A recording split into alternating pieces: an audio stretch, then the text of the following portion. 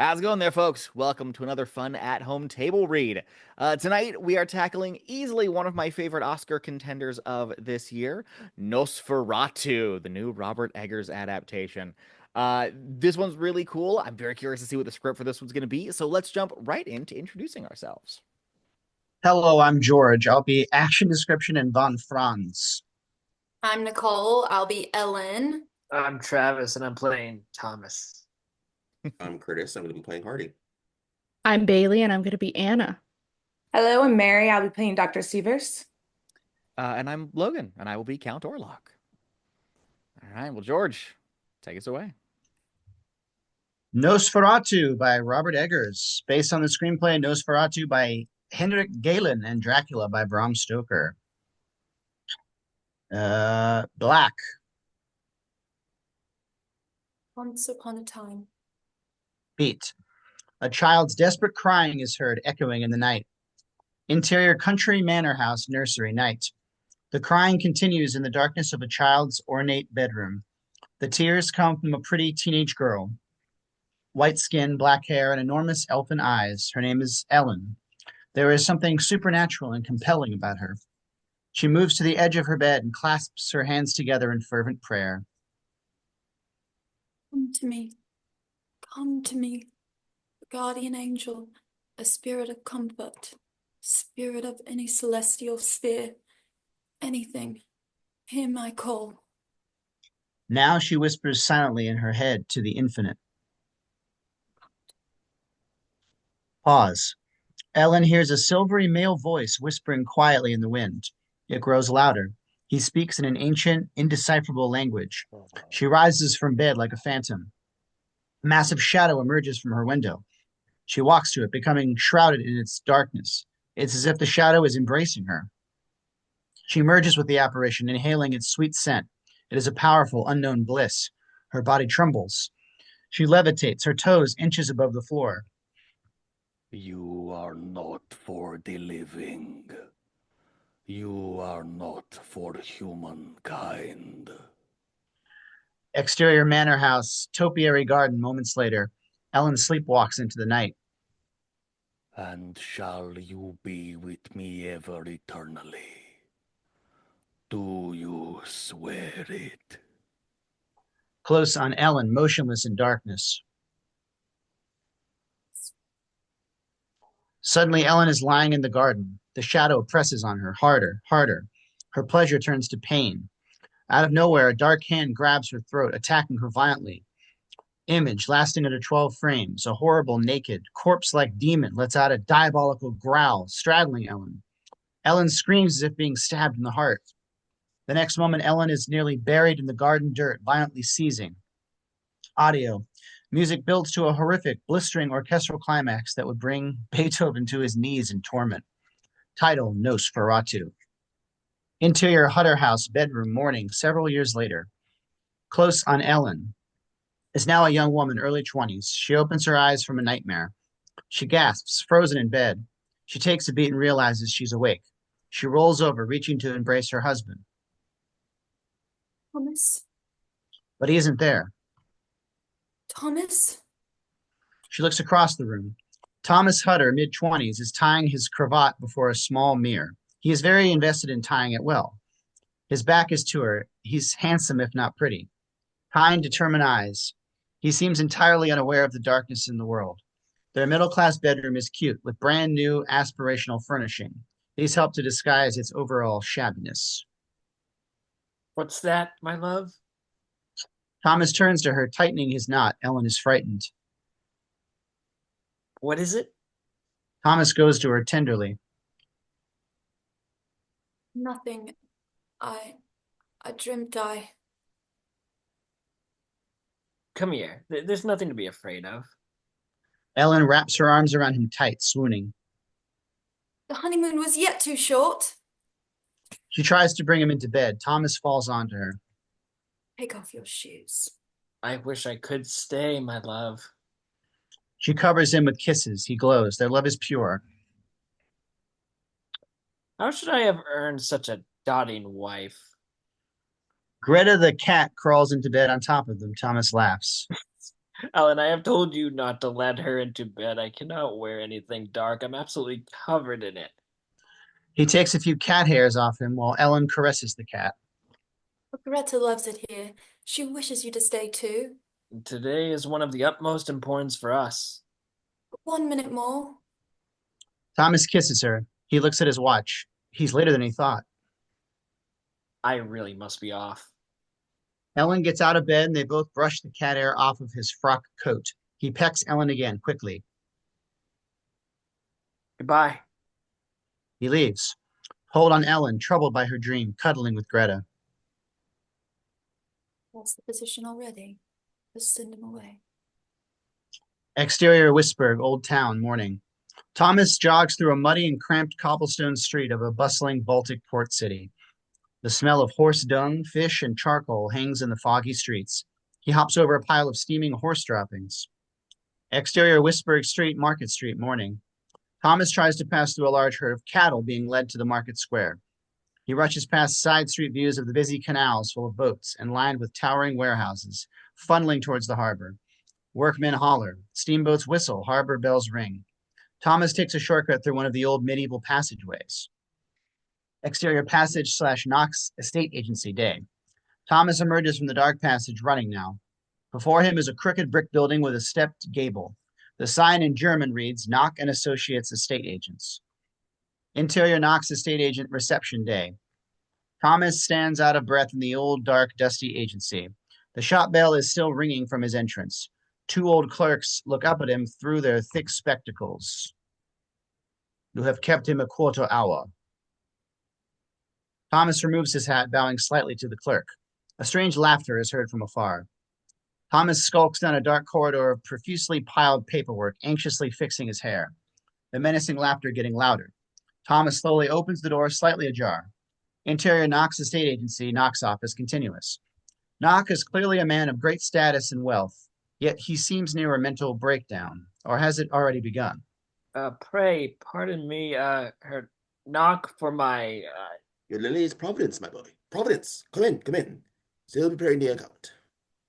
Thomas watches the goblin-like man scribble at his documents, letting out a freakish snicker like a simmering tea kettle. Thomas tries to ignore his tic. You have been contracting with us for well over 2 years now, Herr. and I thank you, sir, for considering me. When tidings of your recent nuptials but reached my ears, I knew his providence. A new husband requires new wages. You are too generous, sir. Do extend my tardy congratulations to your wife. Thank you, sir. She is truly a no peril of beauty, almost a sylph. The comment makes Thomas uneasy. He changes the subject. Yes, thank you, sir. And I am most eager to proceed with whatever your request that I might be fully engaged with the firm. Indeed, Providence indeed. Knock blows the pounce off the documents. I have been entertaining dealings with a foreign count. Very old line of nobility. Very old. Very eccentric. Hey, wishes to acquire a home in our Whisburg. Oh, yes? To retire here. He has one foot in the grave, as they say. I should be pleased to escort the gentleman and recommend him to our properties. I have already selected Grunwald Manor. Thomas is taken aback. Forgive me, but is it not, well, a ruin? He seeks an old home and will pay generously. I shall meet him tomorrow, then 9 of the clock. That is the peculiarity, you see. He is yet to arrive. You needs must journey to him. He lives in a small country, well, east of Bohemia. Knock pulls out a large map. Thomas walks warily to his desk. I see. Isolated within the Carpathian Alps, the land beyond the forest. Thomas examines the map to Transylvania. Just then he notices many strange documents on Knock's desk, all written in a mysterious foreign alphabet and dripping in red wax seals. The seals have the same obscure sigil upon them. Knock notices Thomas's wandering eye and slides the documents away under a mass of paperwork. He hands the map to Thomas. It will be a great adventure for you. Indeed. May not the Count execute the deed here when he arrives? He insists I offer him an agent in the flesh, and he will pay handsomely, my dear boy, handsomely. Secure this account, and you shall have your official position in our firm. Thomas looks at the map, excited and a bit concerned. Thank you, sir. Thank you. I shan't disappoint. And what's the Count's name? Orlok. Knock's laughter becomes even more unsound. Rain begins to patter on the window. Exterior Wisburg, Old Town, side street, dusk. Thomas runs through pouring rain, the narrow street constricted by pedestrians' umbrellas. He guards a bouquet of lilacs with his top hat. Interior Hutter House, parlor, night. Ellen looks despondently at the lilacs. A dripping wet Thomas is on his knee in the dim parlor light. And I shall set off tomorrow. As it is a 6-week journey, Harding has generously agreed to keep you till my return. Ellen is silent, still looking at the flowers. What? I know, my love. Yet I shall be home in but 3-4 nights' time, Miss Swift. Ellen seems deeply sad. Have you killed these beautiful flowers?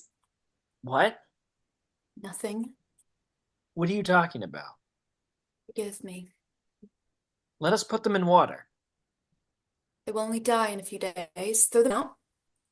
What? Throw them out! Her reaction is extreme. What is this? You cannot leave. What are you going at? I must tell you my dream. Ellen, we have to put all these difficulties behind us. I must. Please, no more of your childhood memories. The doctors advised. No. It was our wedding. Thomas gives in. Yet not in chapel walls. Above was an impenetrable thundercloud overstretched beyond the hills. The scent of lilacs was strong in the rain. And when I reached the altar, you weren't there. Standing before me, all in black, was death. Thomas shudders, though he doesn't realize it. Ellen continues, the dream playing vividly in her eyes. I was so happy. So very happy. We exchanged vows, we embraced, and when we turned round, everyone was dead. Father and everyone. The stench of their bodies was horrible. But I'd never been so happy as that moment, as I held hands with death. She cries in Thomas's arms, both of them horrified from what she just said. Never speak these things out loud. Never. It seemed as a trifle, a foolish dream, just as your past fiancés. Thomas tries to soothe her. Everything is well. It portends something awful for us. Ellen, we are already wed. What could be amiss? Look, when I return, I will finally make something of myself. I shall buy us a fine house of our own with a maidservant. We needn't any of that. I wish you to have all you deserve of. She becomes desperate, wanting to protect her husband. You mustn't leave. I love you too much. Interior coach, night. Ellen and Thomas don't look at each other. Their argument racing in their heads. Silence, tension. Ellen pets Greta. Interior Harding house, rear drawing room, night. Friedrich Harding, late 20s, explodes with laughter. Ray stops. Never since our school days stopped. Thomas laughs too, both near the mantel over a roaring fire. Harding pours yet another glass of brandy as he and Thomas smoke their cigars. The old friends lean on one another, a bit drunk and sweaty, in their evening attire. Harding is as stalwart and confident as Hutter is eager and anxious. From my grandfather, the best. Oh, I oughtn't. It's worth celebrating your venture. I envy you. I envy you. You've truly taken your father's place. Now it's incredible. The bloody responsibility. It's crushing, Thomas. Crushing. Of course, it's unseemly to complain with the earnings, but the demands of the market grow faster than the damn shipyard. And my 2 girls, too, Tom. I love them more than the world. Yet They look through the doorway at Anna, 20s, his lovely wife, who shares her husband's affirming resilience. Her thoughtful eyes are full of warmth and zeal. She sits on a divan talking with Ellen, who sits on the floor playing with Harding's 2 daughters, Clara, 6, and Louise, 4, and their head nurse, 40s. Their house is decorated in the latest, most expensive and luxurious decors. 2 liveried servants stand by. Speak none of this to Ellen, my Anna, but we have another on the way. Congratulations. They drink, then foolishly pour another round. You always were a rutting goat. I cannot resist her. And when will you two newlyweds? When I am no longer a pauper, Frederick, I mean to say, I shall finally be able to return the monies you loaned me. Not another word. And Frederick. Thomas grows more serious, concerned. He watches Ellen. She looks angelic, playing with the children and their paper dolls. Do not take care of Ellen. She clearly begged me to remain here. And toss aside your fine opportunity? I fear her past melancholy returning.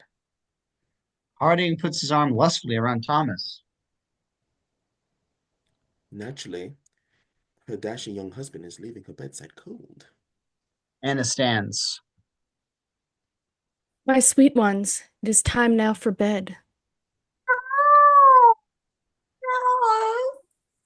The time has simply come. Enough now. Here, mother. We can't! There's a monster in the room!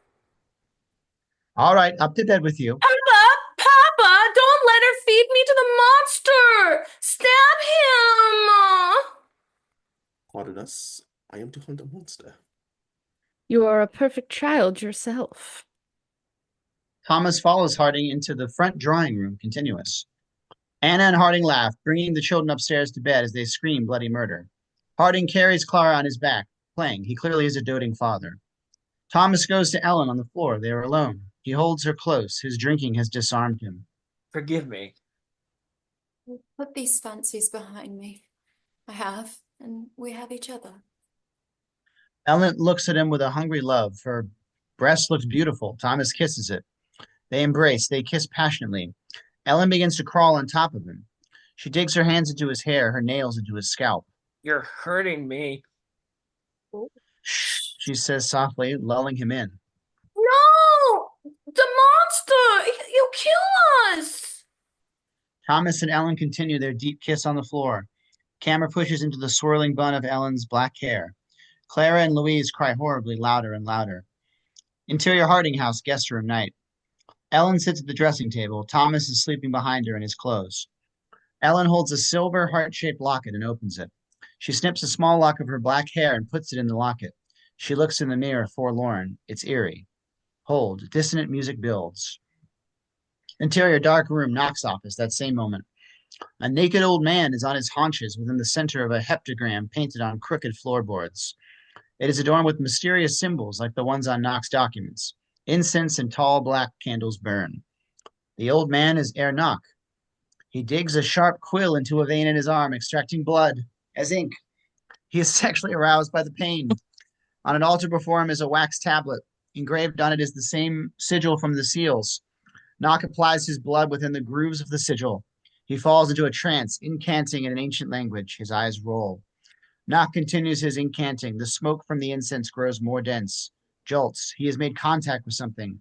Knock speaks with great reverence. Your lordship is entirely as you demanded of me. He shall presently be in thy rule, and I shall attend thee here, near the object of thy contract. Suddenly, a terrible burst of wind gusts exploding into the room. Exterior Harding House dawn. The dawn is a somber copper. Thomas is a little hungover and anxious. He stands by his horse. Ellen goes to him. She holds Greta, the cat, who plays with the locket. I am proud of you. Please keep safe. Have you so little faith in me? Ellen kisses the locket and attaches it to his watch chain. I will send you my utmost faith, and you will write to me every day. I shall. Ellen looks at him with intensity. I promise. He looks over at Harding and Anna in the open doorway. Harding gives Thomas a knowing, affirming nod. They both wave. Safe journey. Thomas and Ellen embrace. She doesn't want to let go.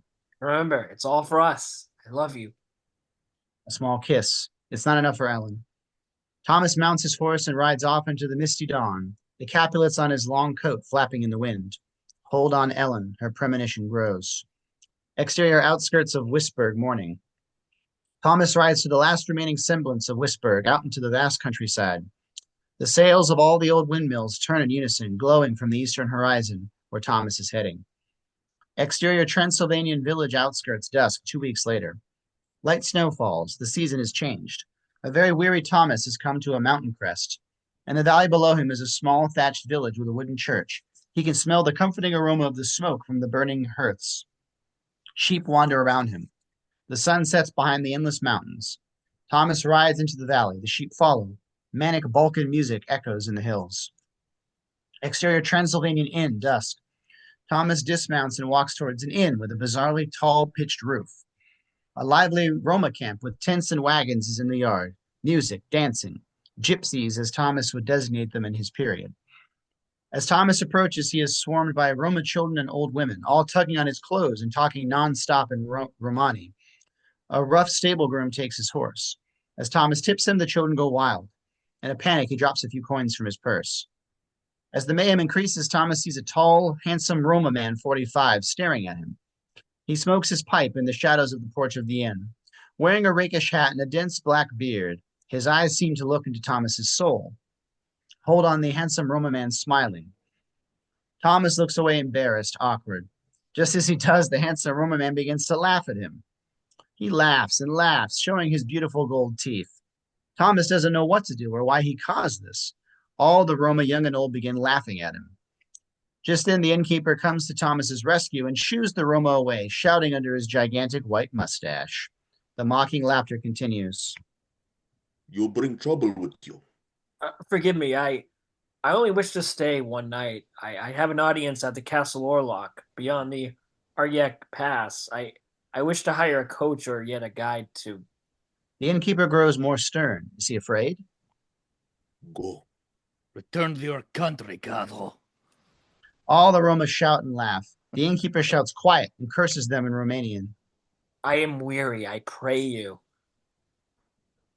Leave here. Thomas holds up his purse. I will pay double the board. Interior Transylvanian inn, night. The innkeeper's wife, a tiny woman with a witch-like face, leads Thomas through a dark tavern thick with pipe smoke, chickens mill about.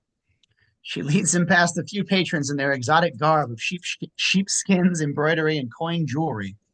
They eye Thomas suspiciously. She leads him past old women anointing the windows with garlic, praying.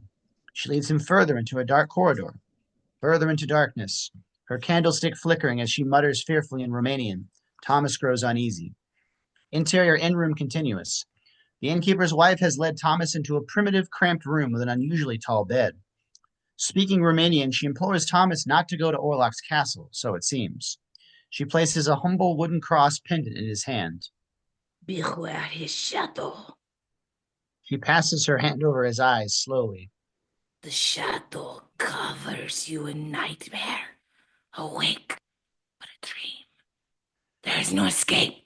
Pray, pray! As she leaves, she crosses herself and spits on the floor. She continues praying and mumbling, almost crying in her concern. She's made an impression. Thomas grasps the cross tightly. No, it's superstitious nonsense. He puts it on the candle stand. Interior inn room, night. Thomas is awakened by a loud noise, animals, singing. He looks out the window, a procession of flaming torches. Exterior outside the inn, night. Thomas watches as a group of Roma with torches walk into a grove of birch trees. He follows, staying in the shadows.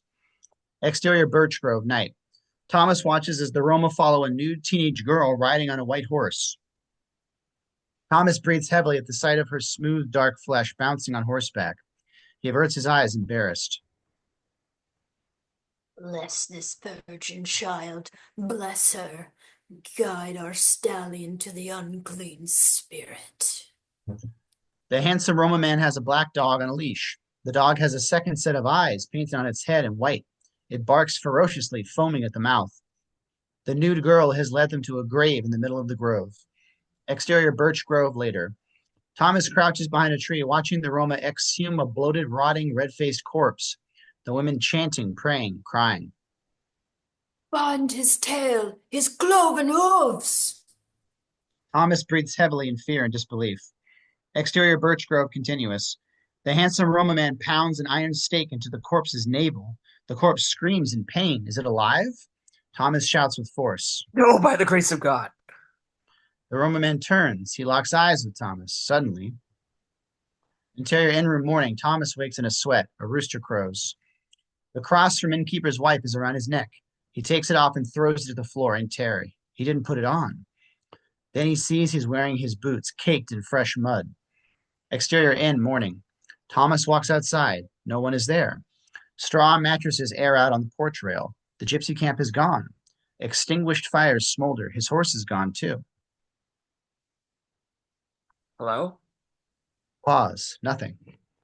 My horse! His voice echoes. Exterior mountains day. A brooding Carpathian landscape of oppressive gloom. Thomas hikes with a stick up a steep, misty mountainside. His saddlebag is slung over his shoulder. The dark and heavy atmosphere seems to drag Thomas's limbs down. Exterior Arniek/Umbra Pass, dusk. The sun sets as Thomas stumbles up a rugged peak. In front of him are the remains of a wooden shrine at the edge of a bridge that crosses a perilous ravine.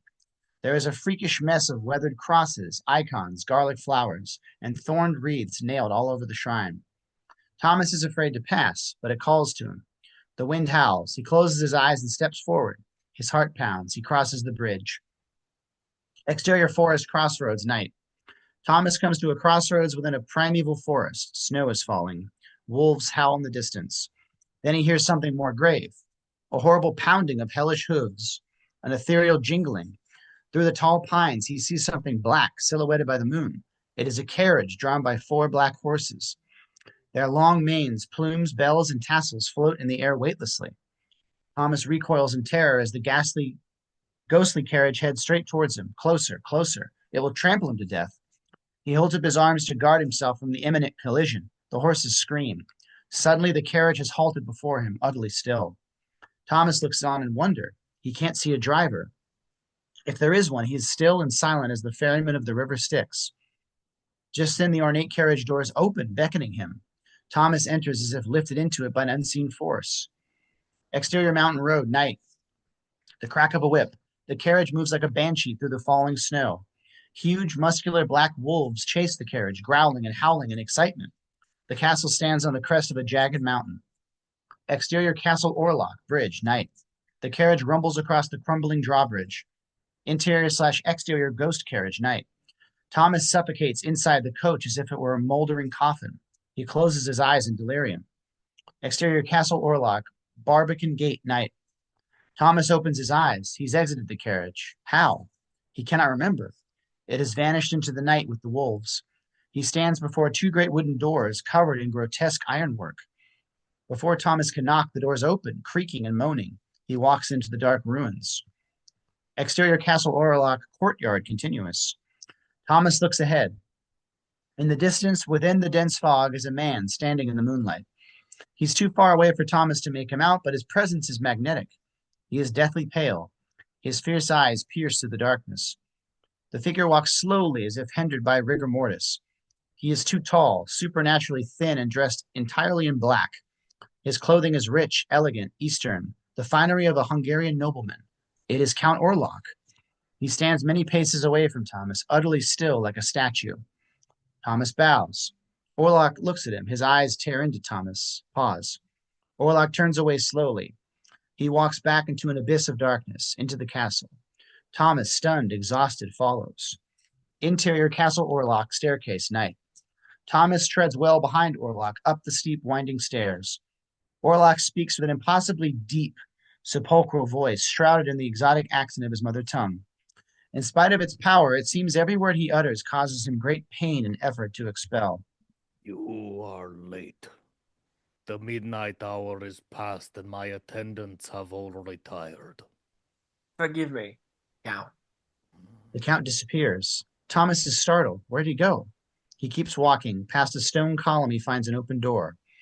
Interior Great Hall, Castle Orlok, continuous. A few candles flicker in the vast Gothic hall. Wind screeches through the cracked lead glass windows. It is frigid, mildewed, and bleak, a nightmare castle. Thomas sees Orlok standing some distance away, motionless, almost entirely hidden in shadow. Thomas can only hear his breath.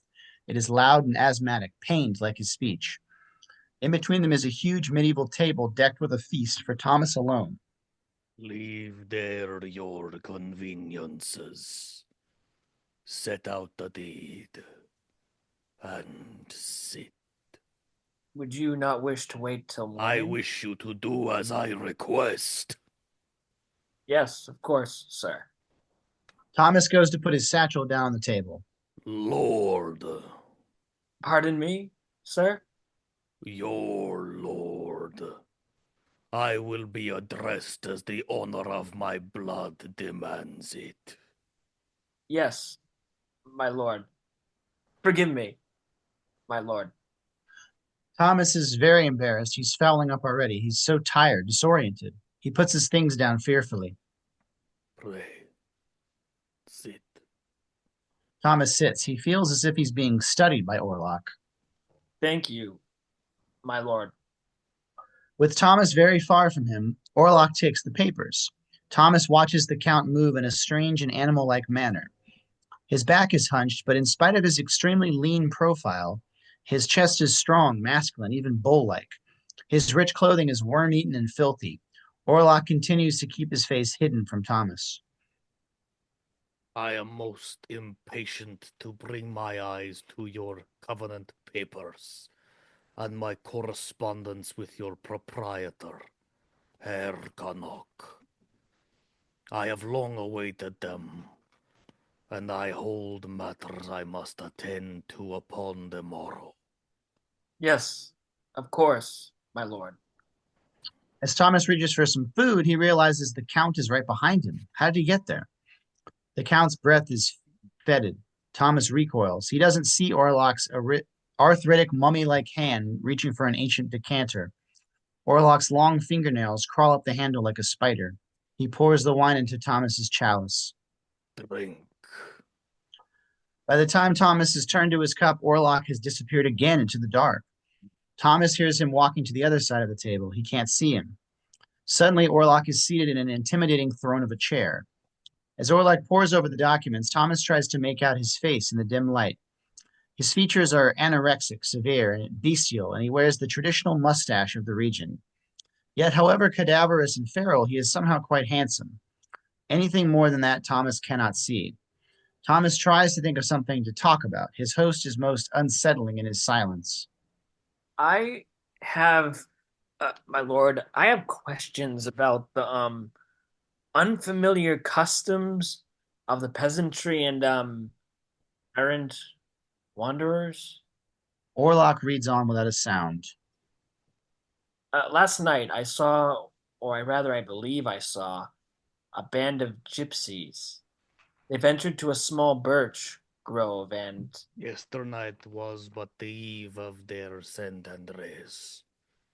Our common people say it is the darkest witching night when the devil's magic bids the wolf to speak with tongues of men, and every nightmare freely treads upon this earth, ascendant from the torturous grave.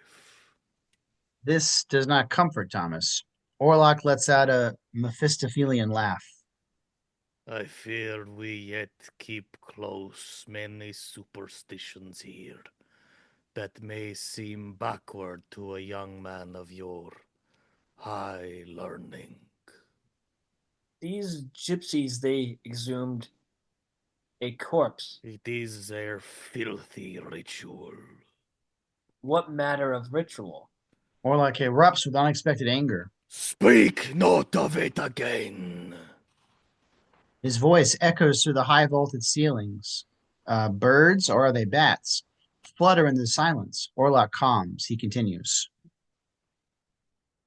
How I look forward to retiring in your city of modern mind, who knows nothing of, nor believes any such morbid fairy tales. The Count sits still in his chair, his eyes locked on Thomas, hungry. Thomas sits still as well, petrified. Doing as he is told, he awkwardly begins to slice some bread. When can he leave the table and sleep? Orlok keeps staring, still as death. You are married, Herr Hotter? Just as Thomas feels a chill from that question, the loud chime of a clock strikes 4. He flinches from the sound. He cuts himself. Orlok's eyes shift to Thomas's hand. Blood. Take heed what you do. It's nothing. Orlok's breathing grows louder, louder. I might ease your wound. Thomas senses Orlok's animal instinct and guards his thumb, a reflex. He is immediately embarrassed by it and lets go. Orlok stands slowly, his savage breathing growing. He walks towards Thomas with dread intent. Thomas is motionless, shaking with fear. What is happening? Blood drips from his finger. Orlok's eyes sear into Thomas. Thomas breathes. Orlok stops about 6 feet away, still obscured in darkness. He is consumed with bloodlust, but he must remain in control. Go by the fire. Your face shows you unwell. Orlok leads Thomas to 2 armchairs by an enormous fireplace that somehow casts little light. Thomas is sweaty, losing his grip on reality. He falls into the chair. The Count stares at him hypnotically. Thomas is moving in and out of consciousness. The 2 gargoyles supporting the stone mantle start to move. They look at Thomas. Thomas gasps. In darkness, Orlok approaches him. He brings up his arms. Thomas lets out a silent scream. Orlok lunges at him, enveloping him in darkness. Interior Harding House guest room morning. Ellen takes her wedding dress out of a trunk. She holds it up with intense love and melancholy. She buries her face in it. She smells it deeply. Hold. She smells it again. Why ever did you bring that here? Anna has been standing in the doorway. She looks concerned. Ellen is embarrassed. She fumbles with the dress. Forgive me. I know you miss him. But I dare say you must put that away, really, Lenny.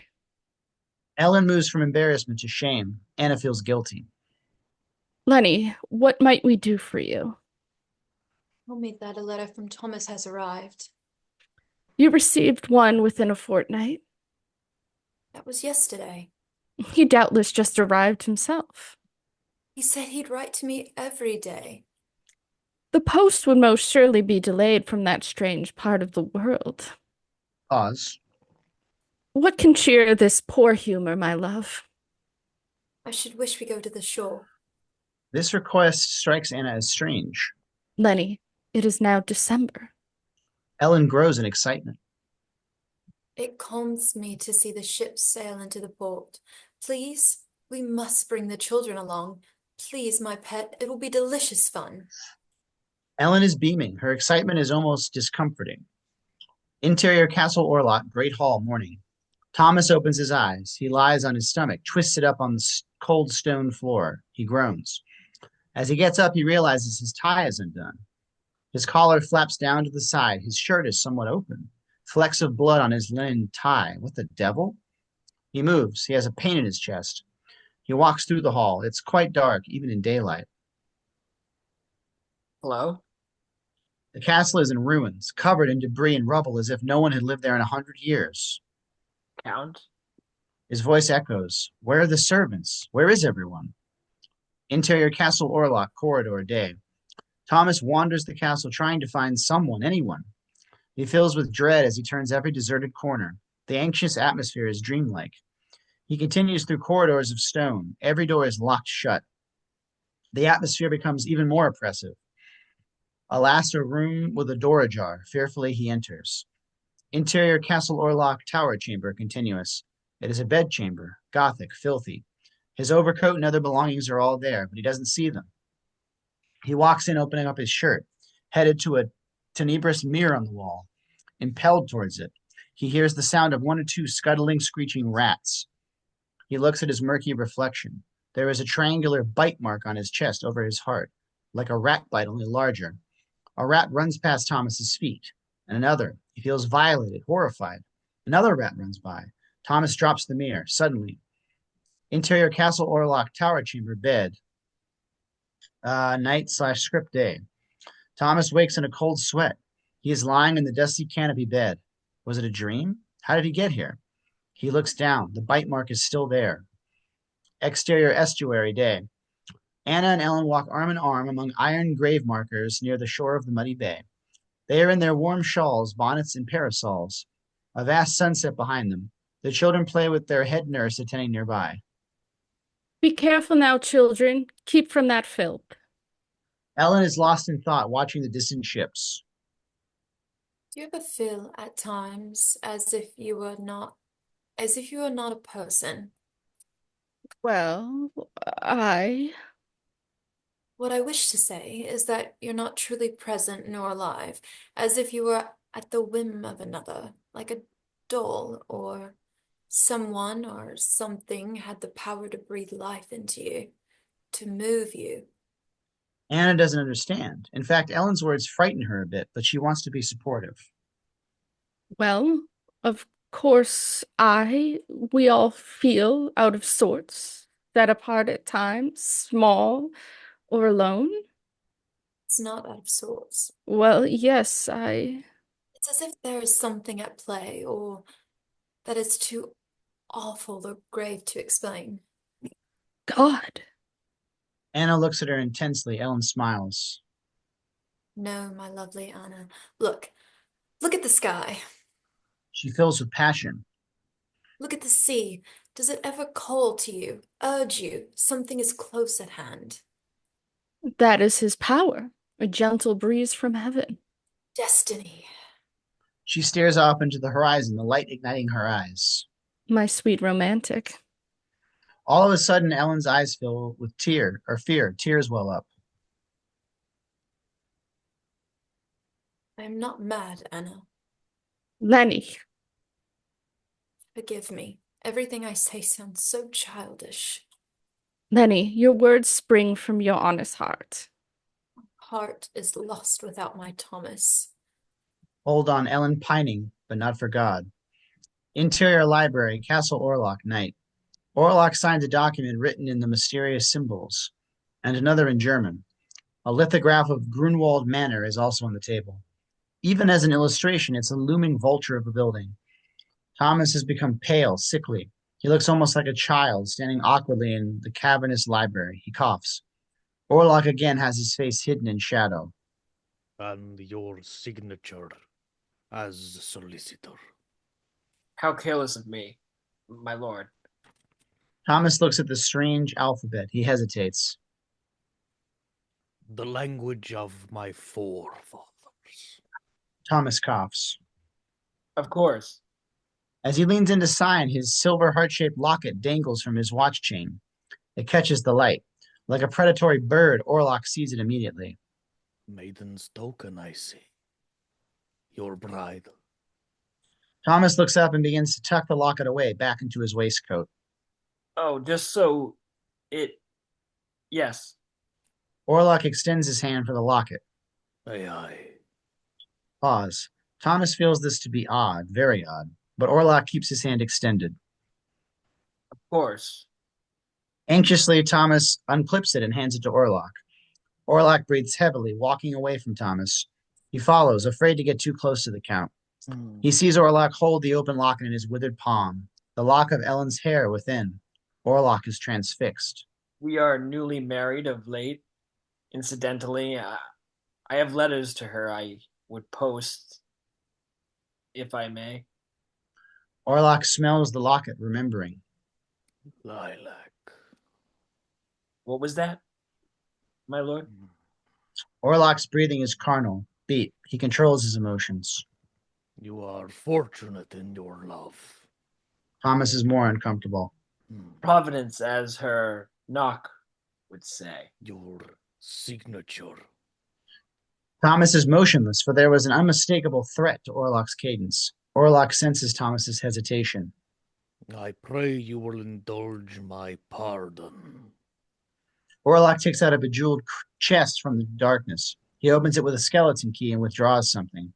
He tosses a heavy velvet purse on his table, overfull with solid gold coins from antiquity. A few spill out, glittering. I durst not neglect your commission, Herr Hutter. Thomas marvels at the gold. Something inside him screams to him not to sign, but he signs all the same. He steps away. Orlok folds the papers and seals them with a series of medieval formalities in blood-red wax. The Orlok sigil glistens in the candlelight. Thomas feels his fate is somehow sealed within that sigil. He feels dirty, guilty. Now we are neighbors. It is my good fortune, my lord. Forgive me my asking, my lord, but what's such a antique resistance as Grinwald Manor? Orlok breathes in the darkness. Residence is Grinwald Manor, excuse me. Yes, the covenant is signed. Of course. Thomas coughs again. He puts the papers into his satchel. Well, I thank you and congratulate you on your new home. It is late. You must wish to retire. If I may, my lord, if I may be slightly unsubtle in my approach, I wish to depart as soon as agreeable. My services rendered. I have been enduring the most irregular dreams. I fear I am taken ill. Orlok has disappeared into darkness. My lord? Count? Orlok's voice is somehow louder and more overwhelming, even as he himself is unseen. It is a black omen to journey in poor health. You will remain and well rest yourself, that your strength may soon return to you. Leave here your letters. I must object, my lord. You will obey my counsel. But, my lord. Silence. Count? Thomas takes a step further. He runs into the darkness. Orlok is nowhere to be found. Thomas stops. You have my locket. He has never felt so vulnerable. Interior Harding House, guest room, night. Ellen stands by the window. She watches the ships pass in the harbor. Her white skin is even whiter in the moonlight. Slowly, a shadow drifts towards her, reaching. It is the shadow of Orlok's hand. She hears the familiar whisper of his language. The claw grasps her tight. Ellen feels the shadow overwhelm her. She is seized with terror. Her breath quickens. She is under his spell. Interior Castle Orlok, afternoon. Thomas tears through the castle. Every door is locked. He has grown more pale, weak. Panic sets in. Exterior Castle Orlok, courtyard, late afternoon. Thomas runs to the main gate. It is locked too. He pulls, he bangs. It is no use. He knows for certain that he is a prisoner. Thomas scours the courtyard for a way out. He finds another door. It is locked too, but very weather-beaten. He can break in. Thomas picks up a stone. He smashes the door. Interior Castle Orlok, crypt, continuous. Thomas walks slowly, his eyes adjusting to the darkness. He breathes heavily as he walks down a long, dank, dripping corridor. In front of him is a steep stairwell. He descends, his heart racing, breathing. As he reaches the bottom of the staircase, he fumbles, not seeing the last step. Thomas looks. The castle catacombs. The rank smell of death is thick in the musty air. It stings his eyes. He walks past coffins, skeletons, and recessed tombs. At the far end of the vault is a large, ancient sarcophagus. He is drawn to it. He passes a few dim beams of sunlight. Near the coffin, a pit has been dug in the dirt floor. Soil removed, a shovel stuck in the ground. As he nears the sarcophagus, he sees it is adorned with a magical heptagram.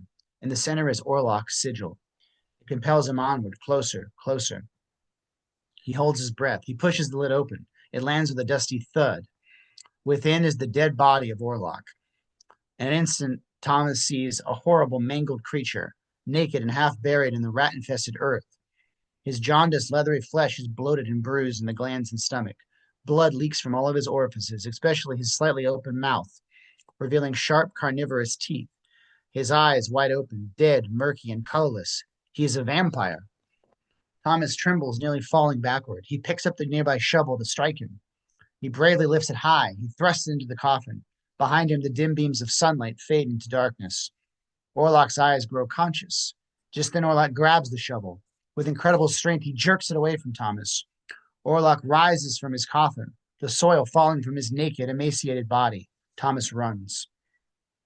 Interior Castle Orlok, corridor, night. Thomas is in a trance, running, heavy breathing, the castle walls caving in on him, his heartbeat pounding his brains to bits. Black wolves chase him like phantoms, growling and barking. Interior Castle Orlok tower chamber moments later. Thomas slams the door and locks its massive bolt. Wolves jumping against the door. Their ferocity is relentless. He cries and laughs in confusion, sinking to the floor. Interior Castle Orlok darkness moments later. Orlok is still. He holds the locket. He buries his face within his hands. He smells her hair deeply. His eyes fill with desire, rolling back in his head, becoming white. Slowly he raises his hand as a great magician. His claw is tense with unimaginable power. He whispers a dark incantation to Ellen. Interior Harding House, upstairs hallway at the same time. Ellen sleepwalks, hypnotized, her eyes wide. She moves calmly and sylph-like through the cold house wearing nothing but a thin nightgown. She's perspiring heavily, her chest heaves. Her mouth opens. She breathes sensually, louder, louder. She nears the stairs. Interior Harding House bedchamber the next moment. Harding and Anna are making love in bed. They kiss sweetly, lovingly, quietly. Suddenly they hear footsteps, creaking floorboards. Stop. Harding doesn't want to. He doesn't. Stop, my love. Do you hear that? He stops. The footsteps grow louder. Anna calls out. Clara, is that you? Interior Castle Orlok corridor at the same moment. Orlok walks slowly, steadily in darkness, each undead step echoing through the castle, closer and closer to Thomas. Interior Castle Orlok tower chamber the next moment. Thomas's emotions fade. He is in a trance, eyes wide open like Ellen's. He hears Orlok's footsteps approaching. The shadow of Orlok looms over Thomas, trembling, but Orlok is not in the room. Thomas steps away from the door. He stands back. The chamber door unlocks and slowly opens. Orlok stands in the distance, surrounded by the wolves sitting tame at his feet. His eyes smolder with bloodlust. Exterior Harding House the same time. Ellen walks barefoot into the street, her erotic breathing growing. She nears the edge of the quay, dangerously close to a canal. Harding, Anna, and a servant rush out after her. Ellen! Ellen! Interior Castle Orlok, tower chamber the next moment. Orlok gets closer to Thomas, closer. Thomas's breath grows louder, louder. Orlok raises his talons. Exterior Harding House the same time. Ellen's eyes grow even more huge. She's orgasmic. Interior Castle Orlok, tower chamber the next moment. Orlok towers above Thomas, slowly brings up his claws. He bares his teeth. Thomas shudders. Image, Thomas POV. Ellen stands entirely naked above Thomas in the same position that Orlok is in. Orlok attacks Thomas. Image, Orlok lifts up Thomas in a swirl of darkness. Thomas gives in to his power. Does he like it? Suffocating. He can't breathe. They seem to levitate in ecstasy. Image, close-up. Ellen's white face in the moonlight, her mouth dripping red blood, her eyes insane. Exterior Harding House the same time. Thomas! Ellen faints, collapsing to the cobblestones. Interior Castle Orlok tower chamber moments later. Wide, Orlok's naked body lies on top of Thomas like a nightmare, a supernatural leech. His uncanny strength dominates Thomas completely, his head and hunched back pulsing, drinking Thomas's blood from his breast. Black. Interior Harding House guest room night. Several flickering lamps illuminate Ellen's room. A little porcelain-faced clock ticks balefully in the late hours of the night. A tall, kind-eyed gentleman, Dr. Sievers, 40s/50s, is by Ellen's side, packing up his bag. She moans a bit asleep. In mild cases of somnambulism or sleepwalking, it is brought on by congestion of the blood. Too much blood. Perhaps she was oppressed in a somewhat odd position beforehand. Yet she has had these fits in the past, trouble with nerves and soul. I see. If it continues, let me know it. But for now, keep it from your worries, my dear fellow. Yes, of course. I'm disposed to recommend that she sleep in her corset. It encourages the correct posture, calms the womb, revives circulation. Yes, very well. And if her stirring escalates, you can always tie her to the bed. Sievers tries to be humorous. Harding laughs a little to be polite, though he finds the joke distasteful. Ellen starts to mumble, yearning. He's coming to me. He is coming. Harding looks concerned, uncomfortable, and somehow vulnerable from her overtly sexual tone. Sievers feels the same. I'll increase the ether. He douses a handkerchief in the sedative and covers her mouth and nose. Interior Castle Orlok Tower Chamber, dawn. Thomas awakes in pain, very little blood left in his body, half dead. He looks around. His shirt and waistcoat are bloody and have been torn open. He must escape. Just then he hears a terrible growling. He turns around. His door is open and the wolves standing there, stalking him. They dart into the chamber. Thomas climbs on the window ledge. Wolves jump at him. He flees out the window just in time. Exterior Castle Orlok Tower, moments later. Thomas teeters outside the window. The wolves bark, growl, and snarl into the morning air. He looks down. Through the mist, icy water rushes through the remains of a moat out to a river.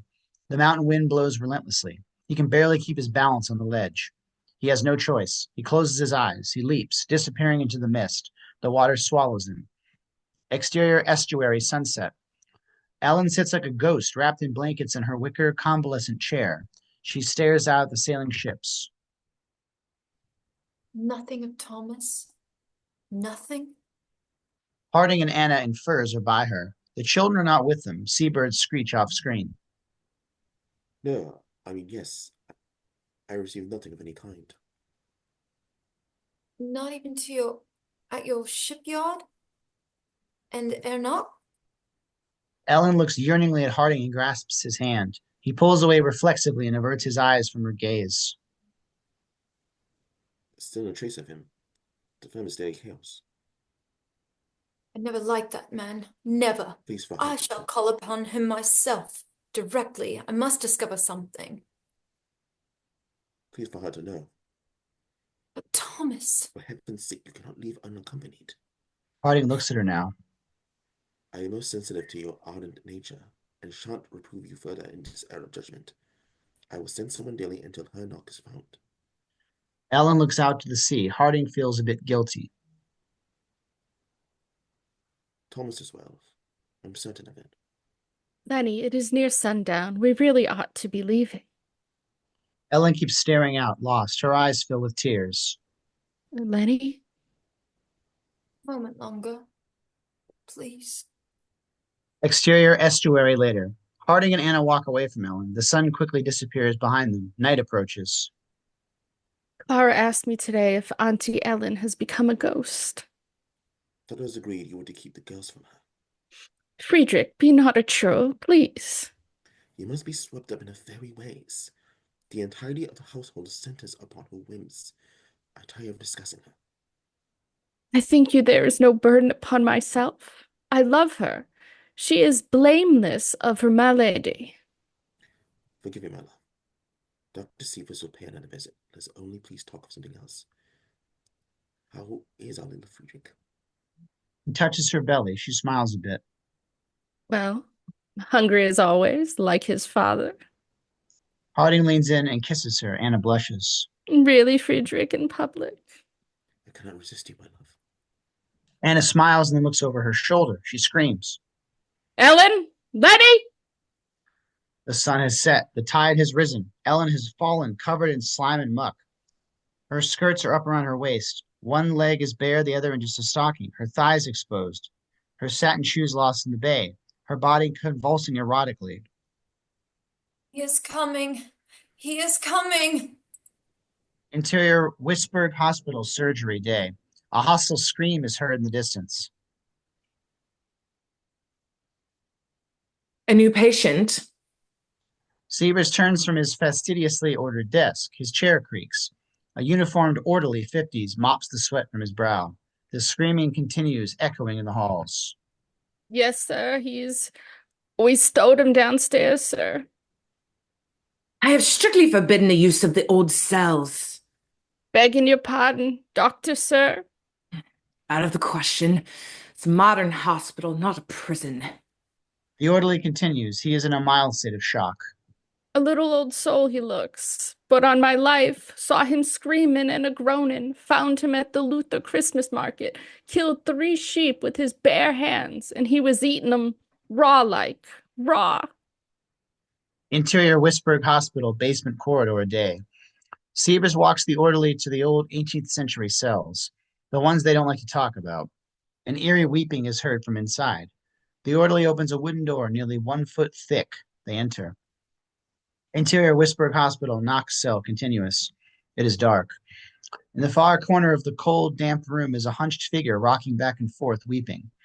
A murky shaft of light leaks through the small barred window. The same mysterious symbols are scratched into the plaster walls. Sievers slowly approaches. The orderly stands close by. Hello, good day, mein Herr. I am Dr. Sievers. The figure keeps weeping. Pigeons dart about. What? What seems to be the trouble? No trouble. Providence. Providence. He is coming to us. His weeping turns into a laugh, a familiar laugh. I see. Can you tell me your name? No one. No one. His servant. And, what do you have there? The laughter continues. He turns around. It is Knock, dried blood upon his chin and expensive shirt front. His eyes are pitiful, somehow missing the spark of humanness. By his side is a collection of dead cockroaches, spiders, birds, etc. Yes. Gifts bestowed from his lordship. He eats one of the spiders. He laughs. Suddenly, Knock scuttles along the straw-strewn floor and catches one of the waddling pigeons. He pets it. She's pretty one. His lordship loves the pretty ones best. Knock presses the pigeon against his face. His lordship? Knock becomes very excited. He is infinity, eyes shining like a jeweled diadem. Pure trisons. As a phoenix. Knock puts the pigeon's head in his mouth. He bites the head off the pigeon. He swallows it. Devourance. Sievers stays calm. Now, my good fellow, why would you do that? Sievers walks towards him. The orderly follows with his club ready. Knock flinches, afraid. It's all right. No one wants to hurt you, my dear friend. Sievers walks closer. He is coming. Closer. Who? Who is? 'Twas he that invoked me. 'Twas I that was chosen to serve him, for I know what he covets. And he shall cast upon you curses, confusion, affliction, and rebuke, for you have forsaken me. And he shall reign over all your empty corpses. Devourance. Devourance. Knock attacks Sievers. The orderly blows his whistle and pulls them apart. Two more attendants rush in, throwing pails of water on Knock and beat him with their clubs. He laughs and laughs, struggling and bleeding on the floor. He seems to enjoy the beating. He is coming. Whack, whack, whack. Interior Harding House guest room, night. Ellen, her eyes wide, tosses and turns violently in bed.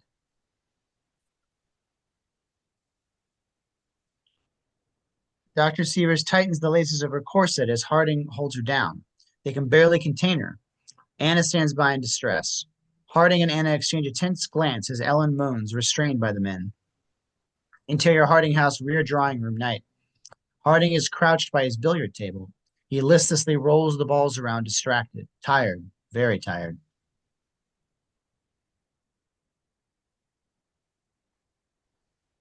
These hysterical spells come over her at nightfall like clockwork. A cigar? He lights one to ease his stress. Thank you. Sievers takes a pinch of snuff. His eyes teem with concern. I lament to tell you this. Hutter's employer, Herr Knock, he was admitted to the hospital this morning. Harding looks up quickly.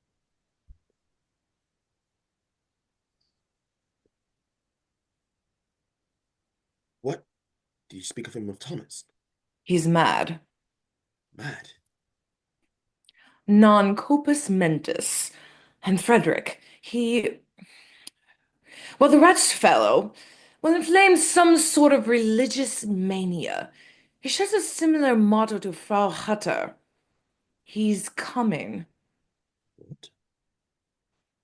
Which brings me to the specialists. Devil on you, Thomas. Exterior Bukovina riverbank, dusk. Thomas is alive, barely. His body is washed up on shore in a twisted heap. A young Orthodox nun, a novice, is collecting firewood and has a large bundle of branches on her back. She takes a step. She gasps as she sees Thomas. Interior Orthodox Monastery, night. Thomas's limp body is carried by dozens of Orthodox nuns in their strange black habits. He shivers uncontrollably. Women's hands of all ages pass over his body. They walk him through monastery, every inch covered in frescoes of saints illuminated by hundreds of candles. The nuns pray and pray. He breathes heavily, pained. They see his vampire bite. Their praying grows louder. Interior Harding House, rear drawing room, night. A man by the name of Franz Swiss. Swiss, sorry. Professor Alban Alberhard von Franz. He's the sole person who might be able to diagnose her. An eminent physician and scholar in Zurich. When I was at school, my finest teacher. Send a message to Zurich then. No, he's here, in Weisberg. Yeah? Yeah? Why haven't you told me, man? Well... This is capital news, damn it, man. Why don't you think of this?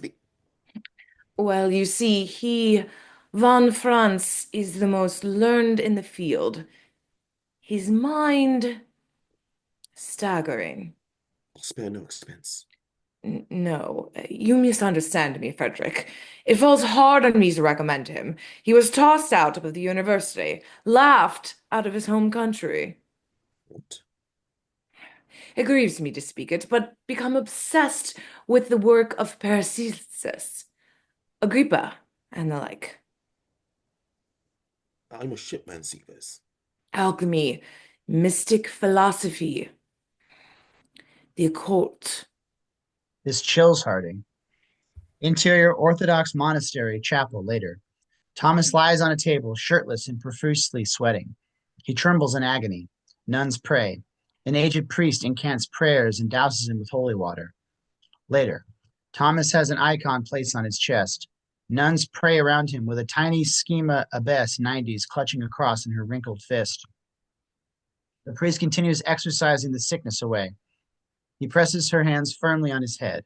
In old church Slavonic, he prays with the might of Christ, resurrecting Lazarus. Suddenly, Thomas inhales, his eyes open wide. No, Orlok, no. He rises from the bed, drenched in sweat, icon slipping. At the name Orlok, the abbess is seized with terror. Monastery cell later. Thomas is swaddled in blankets, listening intently, still shaking. The old schema abbess speaks to him in Romanian. A young novice translates for her.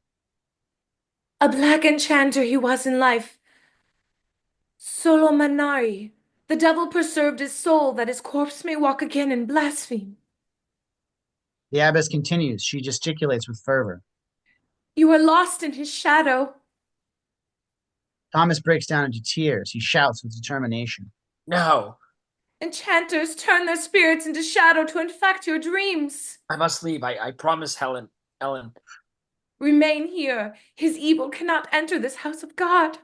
I promise I joined the firm. I came here to sell the Count a home in Weisberg.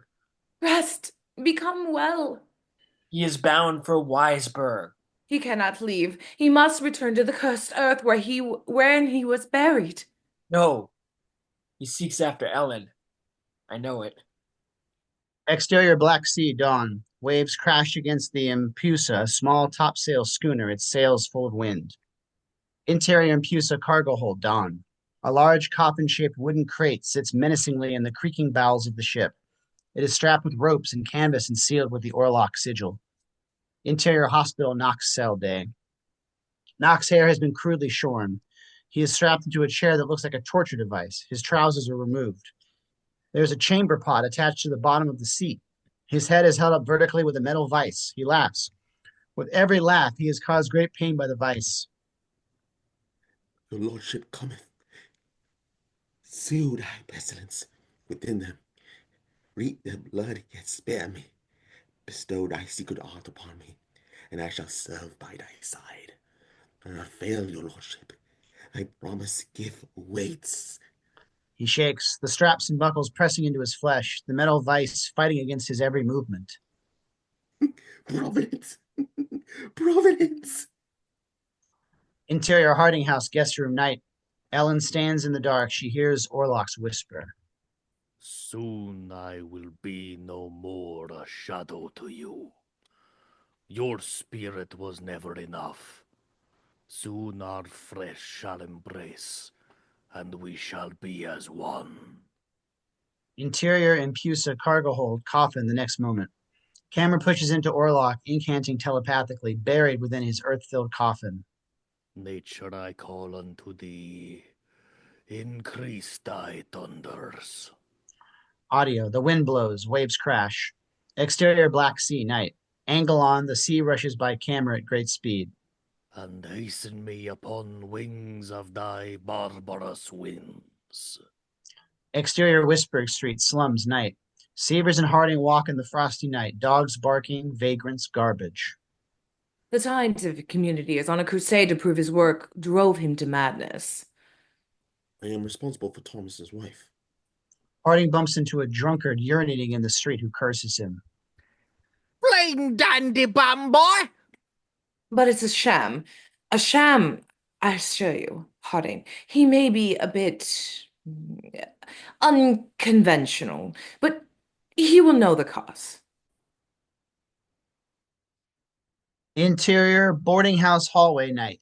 They stand cramped in front of an attic door. Sievers knocks with his walking stick. Professor von Franz? No response. Sooty sconces drip wax down the buckling wall. Harding looks all the more unsure. Sievers knocks again. A weak, aged voice answers. Leave me be. It is your former student. The voice booms. Avant! Begone, I say! Sievers tries the handle. It's unlocked. He opens it. Interior von Franz's attic continuous. Please, Professor. Harding and Sievers are aghast. Von Franz's attic flat is an absolute catastrophe. Piles of books everywhere. Some holding up broken chairs, cabinets of occult curiosities, esoteric charts, and every surface is covered in old china, crumbs, and dust. Dust, dust, and more dust. Several stray cats prowl about, lapping up remnants from the china. A muttering is heard. It is von Franz. He sits smoking his pipe. Several giant books on his lap. He wears an oriental robe and slippers. His disheveled hair is long. His white mustaches are upturned, yellowed from his incessant smoking. He holds his large signet ring like an amulet. He seems hypnotized or mad, or maybe just very old. I had nearly unlocked the final key of the Mysterium Libri Quinque. I am sorry, Professor. No matter. I miscalculated the stars. Hermes will not render my black soul for gold this evening. He crosses himself and continues mumbling, rubbing his ring. Harding is uncomfortable. He clearly thinks the old man is mad.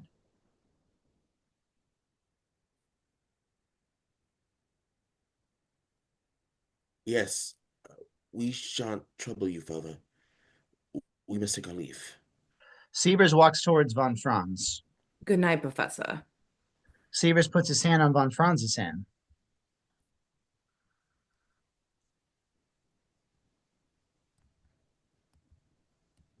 Noli dare sanctum cannabis.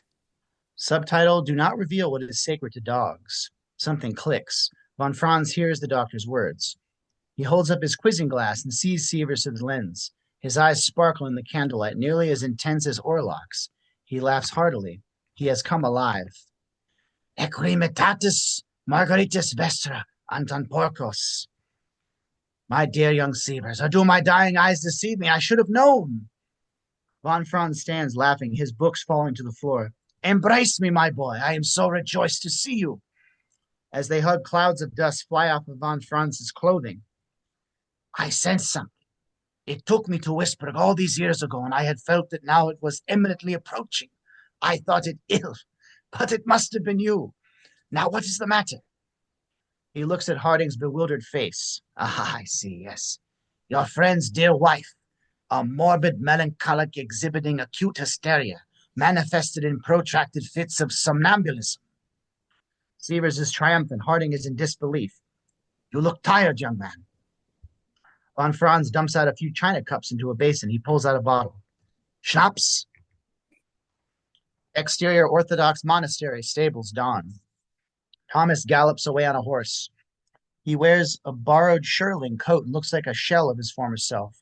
but his eyes shine with resolve. The old abbess runs out of the monastery, several nuns behind her. No, no! You are not well! Thomas rides off into the snowy dawn. Interior Impusa, cargo hold, morning. Several deckhands are searching the dark hold for something. A rugged captain descends from the hatch.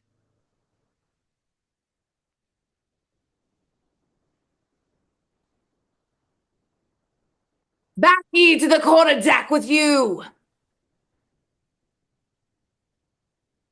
But Vasilev still missing, and now Rudenko. Suddenly they hear a thud. They dash towards the sound. A burly sailor is convulsing on the floor of the hold, entwined in rope. He has small red wounds all over his flesh. He coughs, vomiting up blood and bile, extreme hemorrhaging. The cabin boy is dead by his side. The deckhands back away from the sight as several rats scuttle from the bodies. The sailor screams, choking on his blood. The devil! I saw him! Quarantine the sick! Interior Harding House, guest room, day. Harding and Anna escort Sievers and von Franz to Ellen's room. Von Franz is shocked. Untie this child at once! Ellen is tied down to the bed. She is pale, damp, exhausted. Her eyes are red, her bedclothes saturated with perspiration. The chamber has been turned to a sick room, all the luxuries gone. Only a bed, a chair, a chamber pot and pail, and a few plants in the window remain. Greta the cat, however, is with her. It is all I could do to keep her from tearing the room to ribbons. She... Untie her! Sievers unties her with von Franz. Harding assists in shame. Ellen sees von Franz and looks at him with hope. She smiles, but her voice is very strained. You are the doctor our Sievers spoke of. Drugged? I have been administering an opiate. She must rest by day, for her body is in utter stress all night. She cannot be clouded. Step away. Step away. Von Franz sits beside the bed. My dear creature, yes, I am he, and I am hither come to help you. Ellen, now unrestrained, holds Greta tight. Is she yours? Greta. She has no master nor mistress. Quite so. He pets Greta and takes something from his pocket to feed her. Von Franz looks at Ellen in the eye. I entreat you to excuse me, but I should like to begin my consultation presently. You see, I have a curiosity about you. Dr. Sievers tells me you have had these spells since childhood. Would you describe them to me? I cannot always remember them, as if my spirit wanders off. Tell me what you can, from the beginning. While her voice is weak, she speaks with ease, without shame. Sometimes it is like a dream, and I know things. I always knew the contents of my Christmas gifts. I knew that my mother would pass. Father, he would find me in our fields, within the forest, as if I was his little changeling girl. I see. Ellen grows uneasy. But as I became older, it worsened. Father dispraised me for it. I frightened him. My touch. I was so very alone, you see, and I wished for comfort. Then a presence. And the nightmares. The epilepsy. Pray, continue. Ellen sees the story vividly, re-experiencing the emotions. At last Papa found me once lying. Unclothed I was. My body, my flesh, my... Intense sexual implications are clear in her tone. Everyone is embarrassed, except for von Franz. Sin, he said. He would have sent me to some place I shan't go. No. It all ended when I first met my Thomas. Your husband. For my love, I became as normal. Yes, yet these visions and night wanderings have returned to you. He left on a fool's errand. I fear for him so. Ellen leans closer to von Franz with intensity. Professor, my dreams grow darker. They sicken me. Does evil come within us or from beyond? Exterior Impusa, deck, night. A violent gale has begun. Freezing rain, sleet. A corpse in a canvas body bag is dropped into the sea. Waves crash. The first mate, Captain Yusov, and Deckhand 2 stand by, shivering in their icy oilskins. They cross themselves. The first mate fills with rage. He whispers to himself. I will end this plague, this devil. He looks out at the hellish moonrise and lifts a boarding axe with determination. Interior Harding House guest room night. The room is now quite dark. Her trance state has begun. It has. A quick breath parts her lips. Von Franz presses on her body very hard, her wrists, her neck. You have bled her to decrease the congestion. Of course. He lifts up her chemist and presses on her wound. And her menstruations are also? Liberal. Ellen's breathing increases. Too much blood. Too much. A taper, please. Sievers lights a candle. Von Franz holds near Ellen's eyes, peering through his quizzing glass. The pupil is expanded. It does not contract naturally to light. Impossible. A second sight. She is no longer here. My bag. Von Franz takes out a long needle. Forgive the grotesque tediousness of this demonstration. However, I must impress upon you that this child is not with us. Von Franz draws the needle through the flame, then inserts it into Ellen's delicate wrist, through her flesh and out the other side. Ellen does not react at all. Oh, my word. Professor, I do protest. Restrain your protestations, for she feels nothing. She communes now with another realm. He removes the needle. Sievers, bind the wound. Von Franz places his palm on Ellen's forehead. Now, do you hear me, my child? She shakes her head, yes. What then do you see?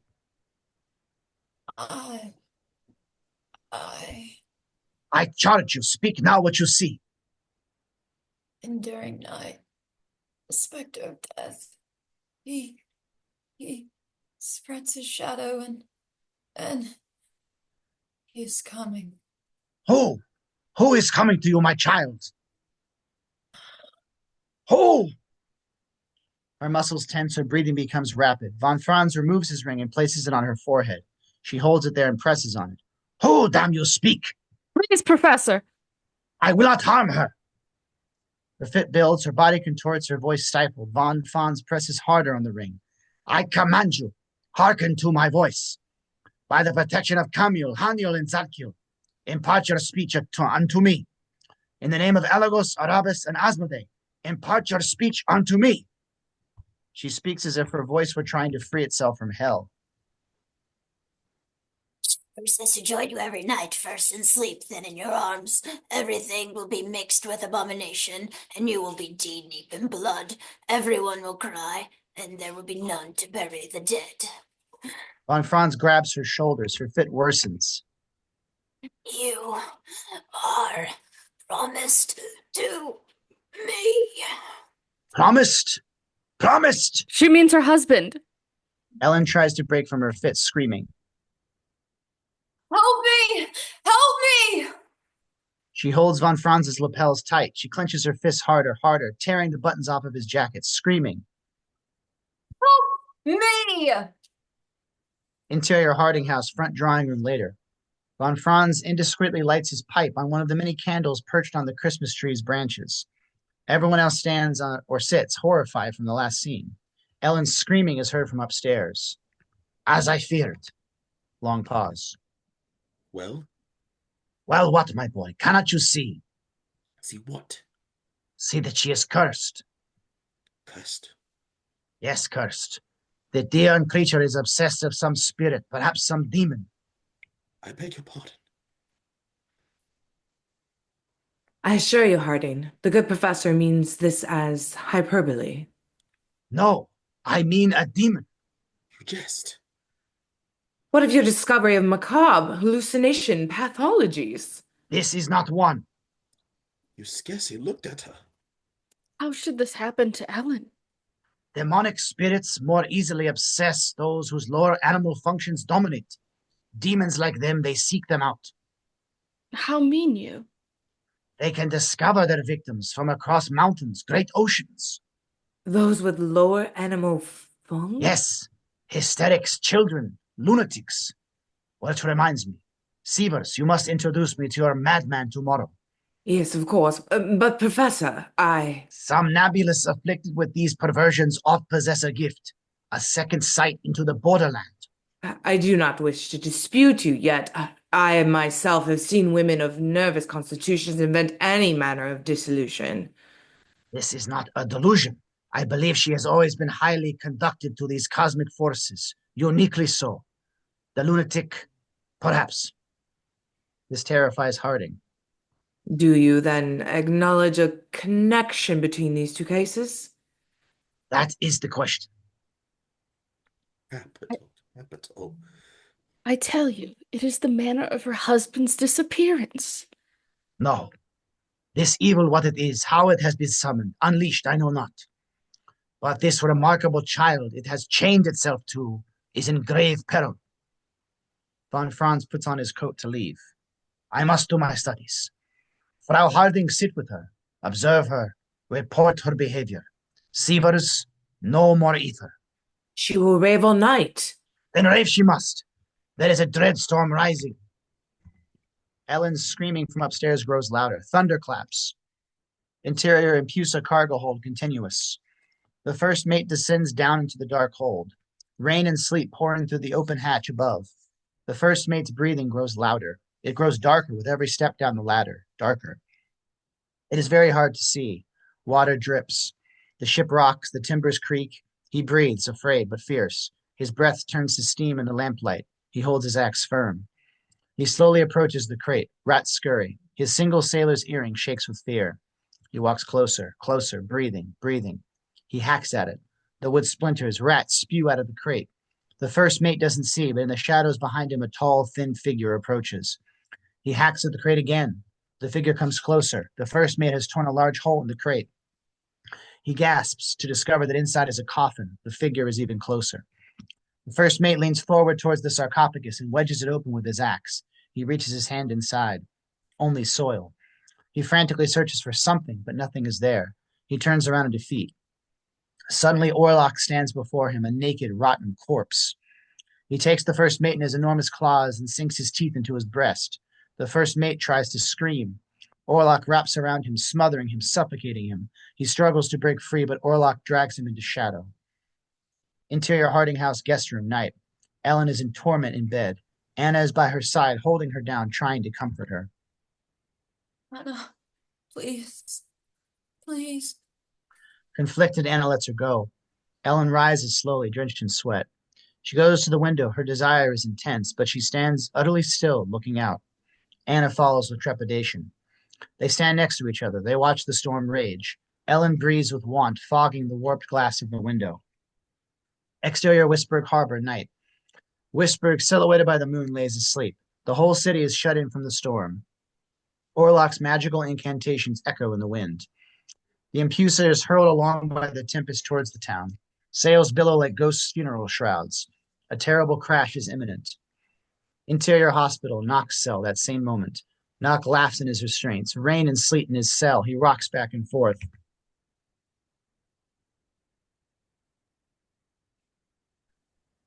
His lordship, he's come. His screaming becomes so horrific the night orderly runs into the cell. Knock is completely crazed. He begins seizing. Thick spittle and blood ooze from his clenched teeth. In a panic, the orderly blows his whistle, rapidly unbuckling Knock's bonds. Just as he lets loose of the final strap, Knock's eyes change. His convulsing stops. It was all an act. He attacks the orderly like an animal, biting into his throat, blood spurting across the room. He falls dead to the floor. Knock laps at the blood. The blood is the life. Exterior Wisberg Street. Colonnade moments later. Knock runs off pantsless into the night like a demonic ape. The blood is the life. Interior Harding House guest room that same moment. Ellen blinks. She breaks out of her trance. Her eyes fill with hope. She sees herself again. She runs out of the bedroom. Ellen! He is here. Exterior Harding House night. Ellen bursts outside into the street, the icy rain still descending. Thomas rides a horse through the storm. He is here. He is nearly horizontal. He tumbles off the saddle, dressed in strange Eastern garb. He looks like hell. Ellen. Ellen picks him up off the street. She holds his head and kisses him all over his face. The horse continues to rear, frantically whinnying. Interior Harding House front drawing room night.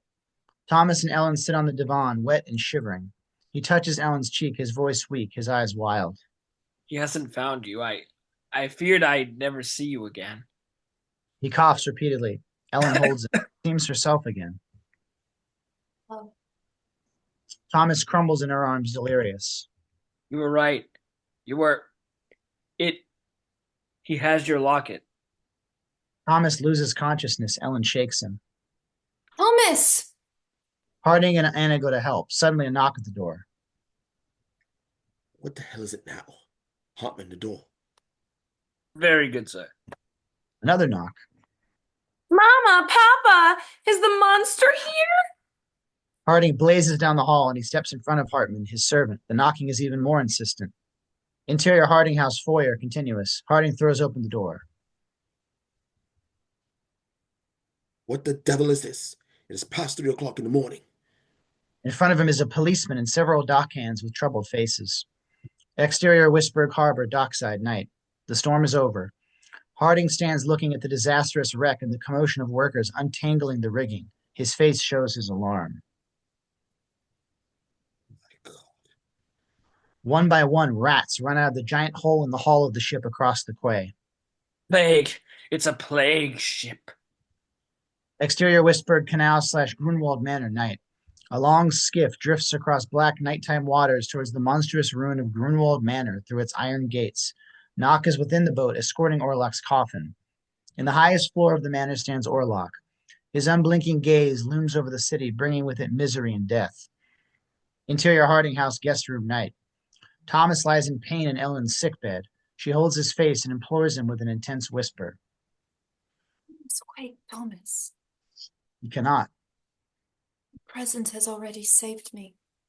He twists in agony as if having a terrible nightmare. Interior Grunwald Manor the next moment. Close on Orlok's eyes, he feels Thomas's presence. The broker lives. I had cast aside his carrion body for my hellhounds to feed on. Wide, Knock kneels before Orlok on the floor of the entirely dilapidated and abandoned room. Orlok is unseen.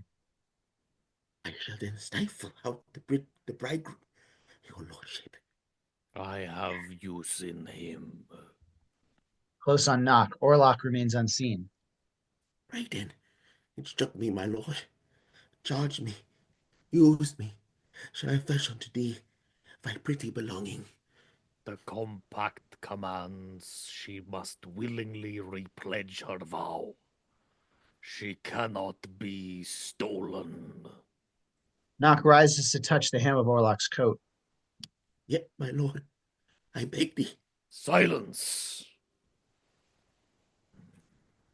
Orlok roars, still off screen, striking Knock from within the darkness. Knock falls, smashing his face to the floor. Your entreaties grow insolent. You shall crave of me nothing. Knock nurses his bloody nose, barely able to speak. My lord. Away! Close on Orlok profile. Daybreak draws near. Anon the bells of dawn shall toll in despair of my coming.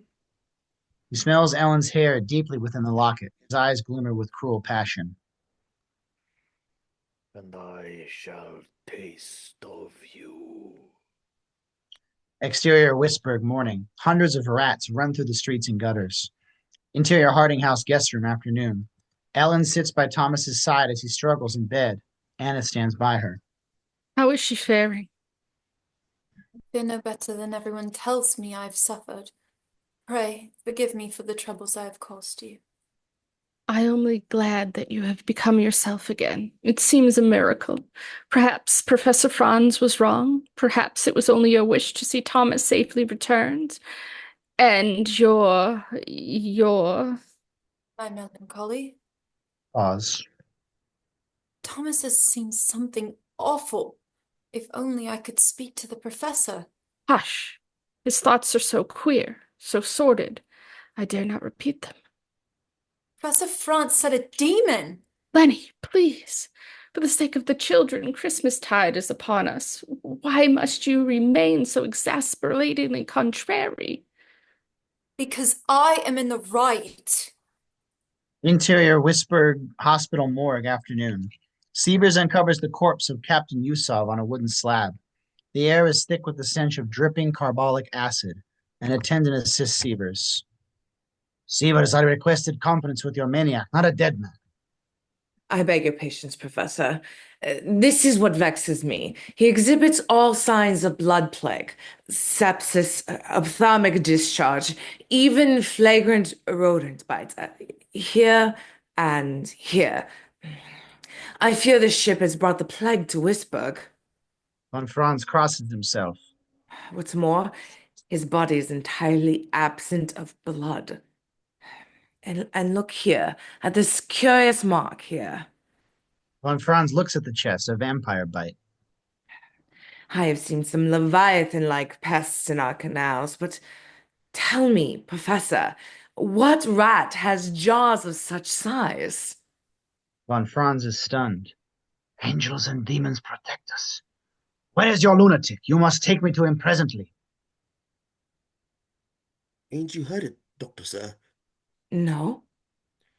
Herr Nock, he's gone and escaped.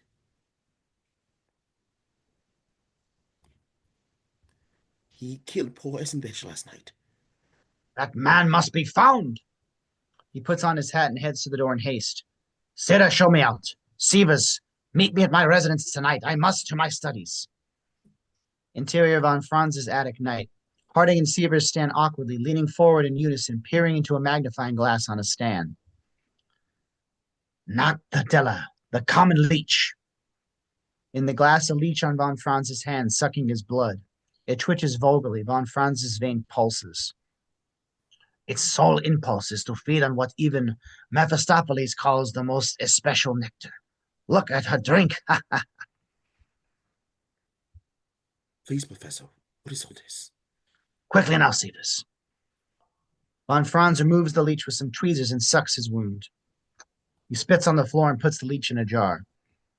The plague is present in its most rapidly fatal form, pestis severis. A savage infection of the blood. You have read Grace's treatise on the pestilent revenants of the eastern frontiers of the Habsburg Empire? Sievers is completely shocked. That has been long proven to be degraded peasant superstition. Is our leech a superstition? Sievers laughs. No, but leeches do not rise from the grave, my dear Professor. Please, Sievers, please. Explain Glace's account. Sievers begins reluctantly. A plague ravaged the countryside. The alleged cause, a walking corpse that maintained a semblance of life, feeding on the heart blood of the living. Every victim succumbed to death. Interior Grunwald Manor that same night. Orlok stands in a huge, dark, furnitureless room. His stance is broad and powerful. He looks out a massive open window at all of Wisburg. His hypnotic eyes gleam. He begins his incantations. He raises his hand. He opens his palms. Interior Harding House guest room, the same time. Ellen and Thomas lie in bed together.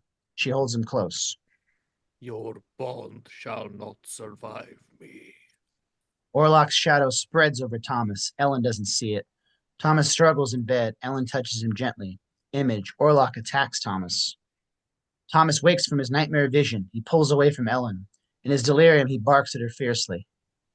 Get off me. Give me room. I can't breathe. She is stunned. She tries to comfort him. It's me. I can't breathe. Get off. He throws her off of him violently, accidentally striking her. She nearly falls off the bed. Hold on Ellen's face, afraid and hurt. She doesn't want to feel rejected, but she does. Interior Harding House, upstairs hallway / nursery, moments later. Anna tucks Clara and Louise into their beds, then takes a large lamp. Please, you don't leave us, Mama. Promised I shan't let anything harm you. No monsters, nothing. Now kiss me goodnight and say your prayers. Anna kisses them. She hesitates, then closes the door. Now I lay me down to sleep. I pray the Lord to my soul to keep. Anna walks with her lamp. She sees something move in the shadows. Her blood runs cold. She hears footsteps. She's gripped with fear. Suddenly something emerges from the dark. She gasps, almost dropping the lamp. She looks. It's only Ellen. You frightened me. Forgive me. Ellen is beginning to look haunted again. Has Friedrich returned? No. Anna senses Ellen's sadness. What is it, my lovely? Ellen looks at her longingly. May I stay with you tonight? Interior Harding House master bedchamber later. Ellen cuddles in with Anna in bed, playing with the cross around Anna's neck like a kitten. Anna's eyes droop. If I speak yet more words of comfort, you must not hear them as feeble or petty. Our friendship is a precious balm to my heart. Forgive my chiding you. Thank you for loving me. Anna is not quite sure what to say. You may take it if you wish. Ellen takes the cross off of her and plays with it. God is with us, Lenny. Ellen whispers to her. Close your eyes, Franz. Please. I shan't. Let me watch you. Ellen watches her yearning. She holds the cross. Interior von Franz' attic moments later. Harding is standing by the stove, still exasperated.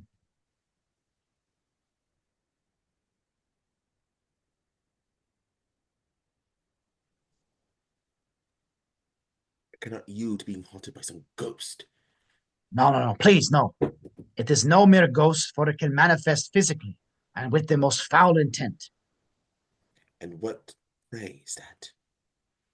Like every plague, its only desire is to consume all life on earth. It is a force more powerful than evil.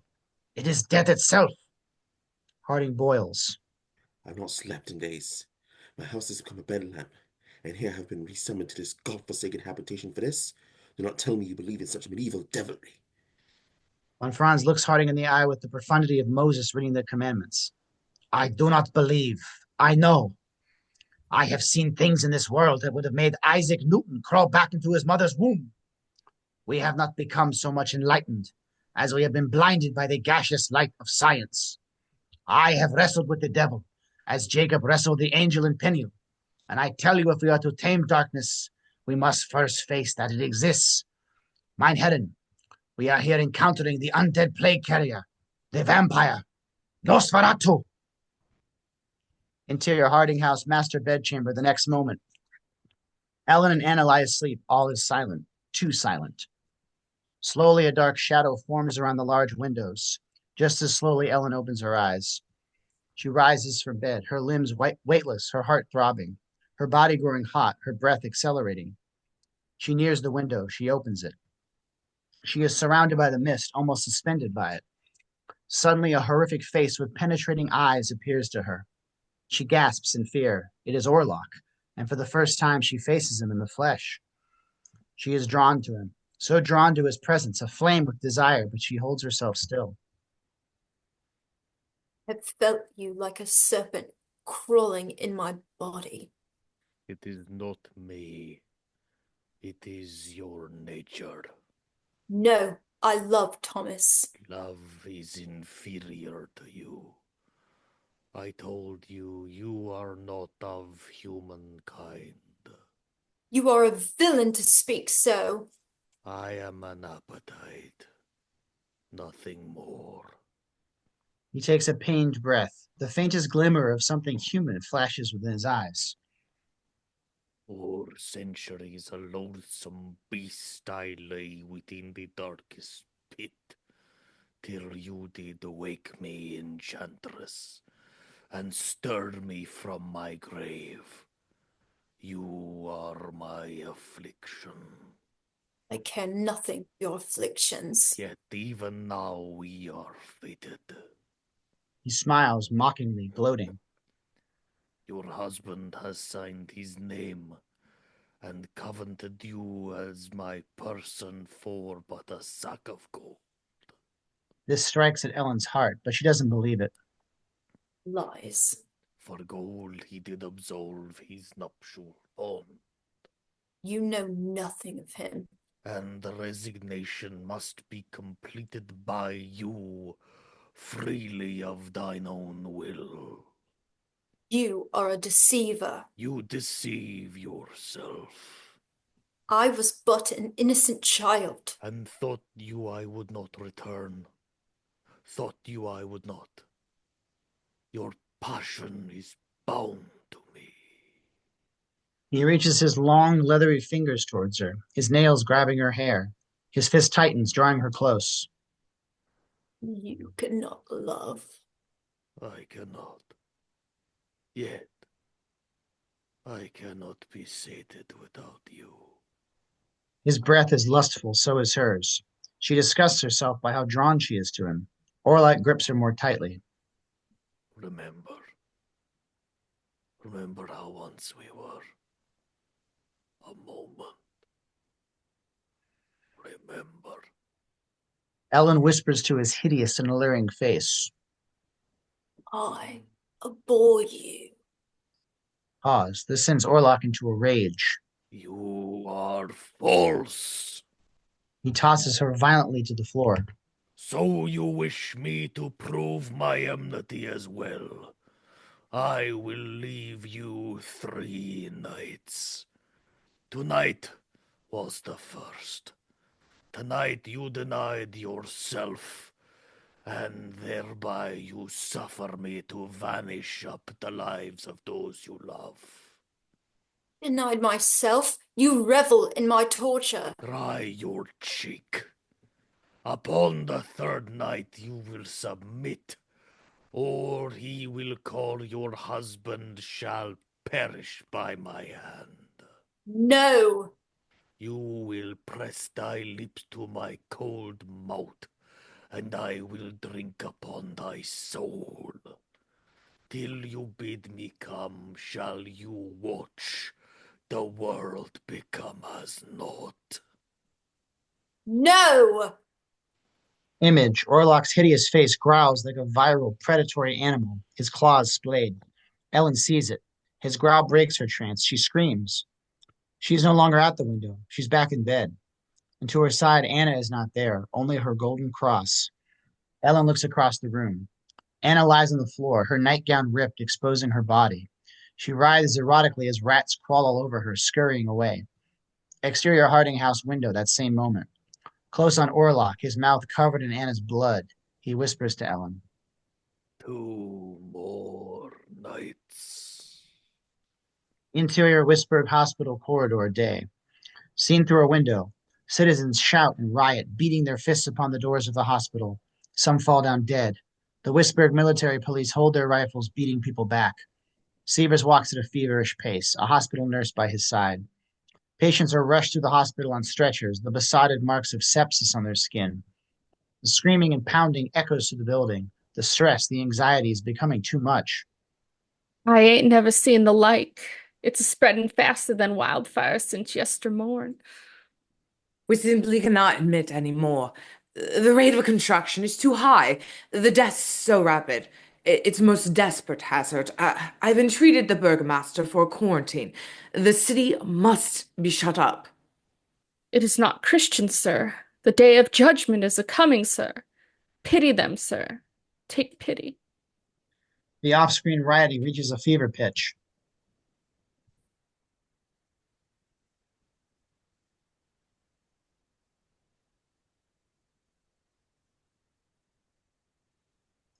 Interior Harding House master bedchamber day. Anna is in bed, pale, glassy-eyed, her breathing strained. Her face is dotted with the fatal sepsis. Harding holds her hand tightly, trying not to weep. Ellen stands nearby, watching. Such nightmares. A shadow pressing, my body sinking, sinking. The smell of rancid meat, suffocating. I feel so weak. Harding sees the vampire bite on her chest. Does he believe? I fear little Friedrich is so strong and hungry. He's eating me wary. Anna puts his hand on her womb. They both hold back tears. Anna tries to be strong, but she can see the horror in her husband's face. May I see the girls? Harding can't say yes. I must assure them. Suddenly, Anna begins to laugh more intensely. Everything shall be well, my darling. Everything shall be just fine. Anna keeps laughing and crying at the same time. I don't know myself. Ellen, tell me, what is this insufferable darkness? Ellen and Anna lock eyes. She continues to laugh, now writhing sensuously as Ellen has done. Interior Harding house, upstairs hall, moments later. Ellen and Harding stand outside Anna's door. There, Harding, you must hear me. There's something, the shadow, an inferior creature. Harding can't look at her. Ellen. Please, these are no troubled nerves. It is as Professor Franz described, a demon. Ralph, Hunter, forgive me, but you and Thomas must... I need you both to return home. What? It is for your own sake. He keeps his demeanor dignified, but his emotions are brimming. He could explode at any moment. Please, have pity. Thomas is very poorly, and... I know not what to. I shall pray for Tom. You know I love you both. What of Anna? Did you not see? None of your concern. Friedrich, you must listen to me. We are all in the most grave danger. I throw myself at your feet. As Ellen goes almost to kiss his hand. Frau Hunter, please. Ellen is hurt. She looks him square in the eye. Why do you hate me? Pause. Harding is shocked by her candor. How dare you speak to me in that mock manner? You have never liked me. Never. Know your place, madam. I will not stand by and pretend at your superiority. Why can you not hear me? I refuse to exchange reproaches with you. Listen to me, please! I have done everything in my power to be kind to you for these long months. Tied me up? Find the dignity to display respect to your caretaker. How can you be so stupid and cruel? Harding is enraged. He wants to scream. Instead, he says, Hartman will call you a couch, at my expense, of course. And for your husband's sakes, I pray you might learn to conduct yourself with more deference. Anna is going to die. You are going to die. We are all going to die. Interior Wisberg Hospital, Knox cell day. Von Franz studies the esoteric writing scratched upon the blood-stained wall. Why did you not tell me of this before? I am a fool. His obsessive consumption of living creatures. Of course it's Herr Knock. He is not Nosferatu. Yet he must be found, for he has made compact with his shadow. Then you can decipher it? His thunder roars from clouds of carcasses. I feed it on my shroud, and death avails me not, for I am his. Exterior Knox Estate Agency Day. Von Franz and Sievers rush to the boarded-up facade of Knox Agency. The street is shrouded in a fog of chlorine gas. Wheat-pasted quarantine notices line boarded-up storefronts. Using an iron bar, Von Franz and Sievers break into the agency with a bang. Interior Knox's office continuous. Von Franz and Sievers go through shelves and cabinets, tearing them apart. Search everything. Moments later, his eyes widen. He has found many notes and papers in the secret language. Moments later, he finds a massive medieval book with the evil eye on the cover. He takes it. He stands and studies the room. Beat. Pull up the rug. He and Sievers move Knox's large desk up against a wall. They pull back a large, well-worn oriental rug to reveal Knox's magical heptagram. Solomonari. Exterior Wisberg, Old Town afternoon. Alan and Thomas exit the coach, covering their mouths from the chlorine gas and billowing smoke from the open fires. Alan carries Greta in a little wicker cage. Thomas limps on a cane, having difficulty staying conscious.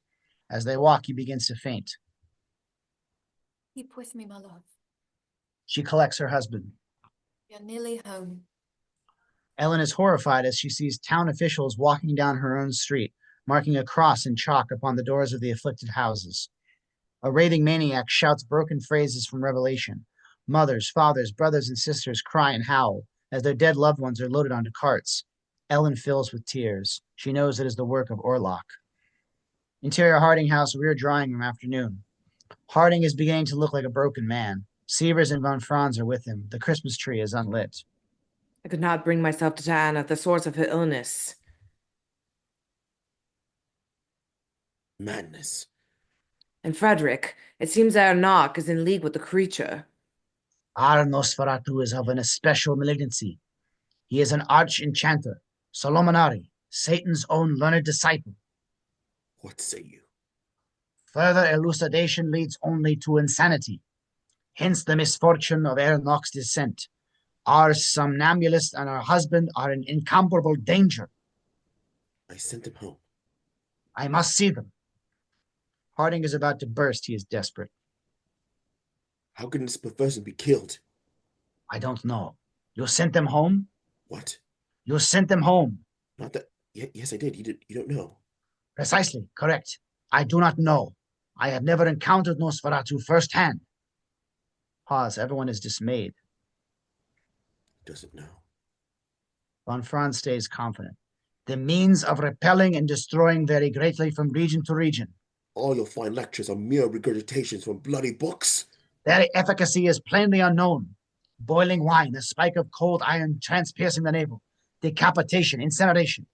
Yet there is one invariable fact that interests me most. Go on. In every account, the Nosferatu must return to the earth, wherein it was buried by the first crow of the cock. It must sleep in its grave by day. What happens if it's not? That, my dear Sievers, is the question. Harding begins to laugh. They turn to him. He keeps laughing. Oh, my God. My God, I am shattering. I am breaking apart. Get out. Take your leave at once. Harding? Both of you go. Frederick, please, we don't wish to. Can't you see there is a bloody real plague, gentlemen? A real epidemic that is really killing real people. The facts are The at hand. wounds all over those morgue. Jesus Christ in heaven, this isn't a satanic magician or any other humiliating fantasy. It's no wonder you're laughing stock. Out! Damn you, Frederick! I am sorry, Sievers. I am sorry. Frau Hutter is mad and should have been locked up long ago. My Anna was bitten by vermin, rats, no more. Tomorrow we are leaving Wisberg. But to quarantine. Tomorrow we close off the city. I'm not going to let your vain madness kill my wife. The night demon has supped of your good wife's blood and shall return for the rest. Leave! The Nosferatu will never cease unless it is destroyed. Interior Harding House nursery moments later. Harding embraces his children tightly, sitting on the floor of the nursery, trying to stay strong. Toys lay strewn about around them, looking somehow mournful. Interior Hutter House parlor night. Ellen sits on the floor attending Thomas. She has made a sick bed on the sofa for him. He opens his eyes. Thomas? Ellen embraces him. He must save them. He struggles to speak. His mind races. Ellen, my love, we must go. We must flee the city. You're in danger. You knew. Not run. You must. There is something I must tell you. Something so loathsome, so base. Nothing you can say will shake me, for there is a devil in this world, and I have met him, and I cannot speak it. He is come to Weisberg for you. I know. What? I know him. Know him? I have brought this evil upon us. Thomas is shocked. I've never shared my secret with any soul. I sought company, I sought tenderness, and I called out. What do you mean by this? At first it was sweet. I had never known such bliss, yet it turned into torture. It would kill me. Ellen. But Thomas, it was you that gave me the courage to be free of my shame. You! What are you telling me? Don't you understand? Pray help me to. You cannot understand? No. He is my shame. He is my melancholy. He took me as his lover then, and now he has come back. He has discovered our marriage and has come back. Impossible. He stalks me in my dreams. All of my sleeping thoughts are of him every night. Ellen. Thomas goes to her. She avoids him as if she were poison. Don't touch me. I'm not to be touched. Slowly, a shadow passes through the room. Orlok's breath is heard. The shadow passes over Ellen. Her eyes change. Her tone becomes leaden. You stopped your letters to me. What? You promised to write me every day. Did you not think of me in that castle? I did. Lies. After what you have just confessed, how can you even... Told me about you. You told me how foolish you were, how fearful, how like a child, how you fell into his arms as a swooning lily of a woman. Ellen. He told me how you sold me to him for gold. No. Our love was supposed to be sacred. Ellen, please. You never listen. Ellen rises from the sofa. Well, where is it? Your money? Your promotion? Your house? Where is it which is so precious to you? Have you paid back kind Harding your debt? Have you repaid him with this plague that infects his wife? I left for us, for our future. For what? For what? For these things? Ellen gestures to the furnishing of the house. For you. Ellen shrieks. It doesn't matter! It doesn't matter! Ellen is possessed by anger. She throws china off the shelves, tearing the room to pieces, totally unhinged.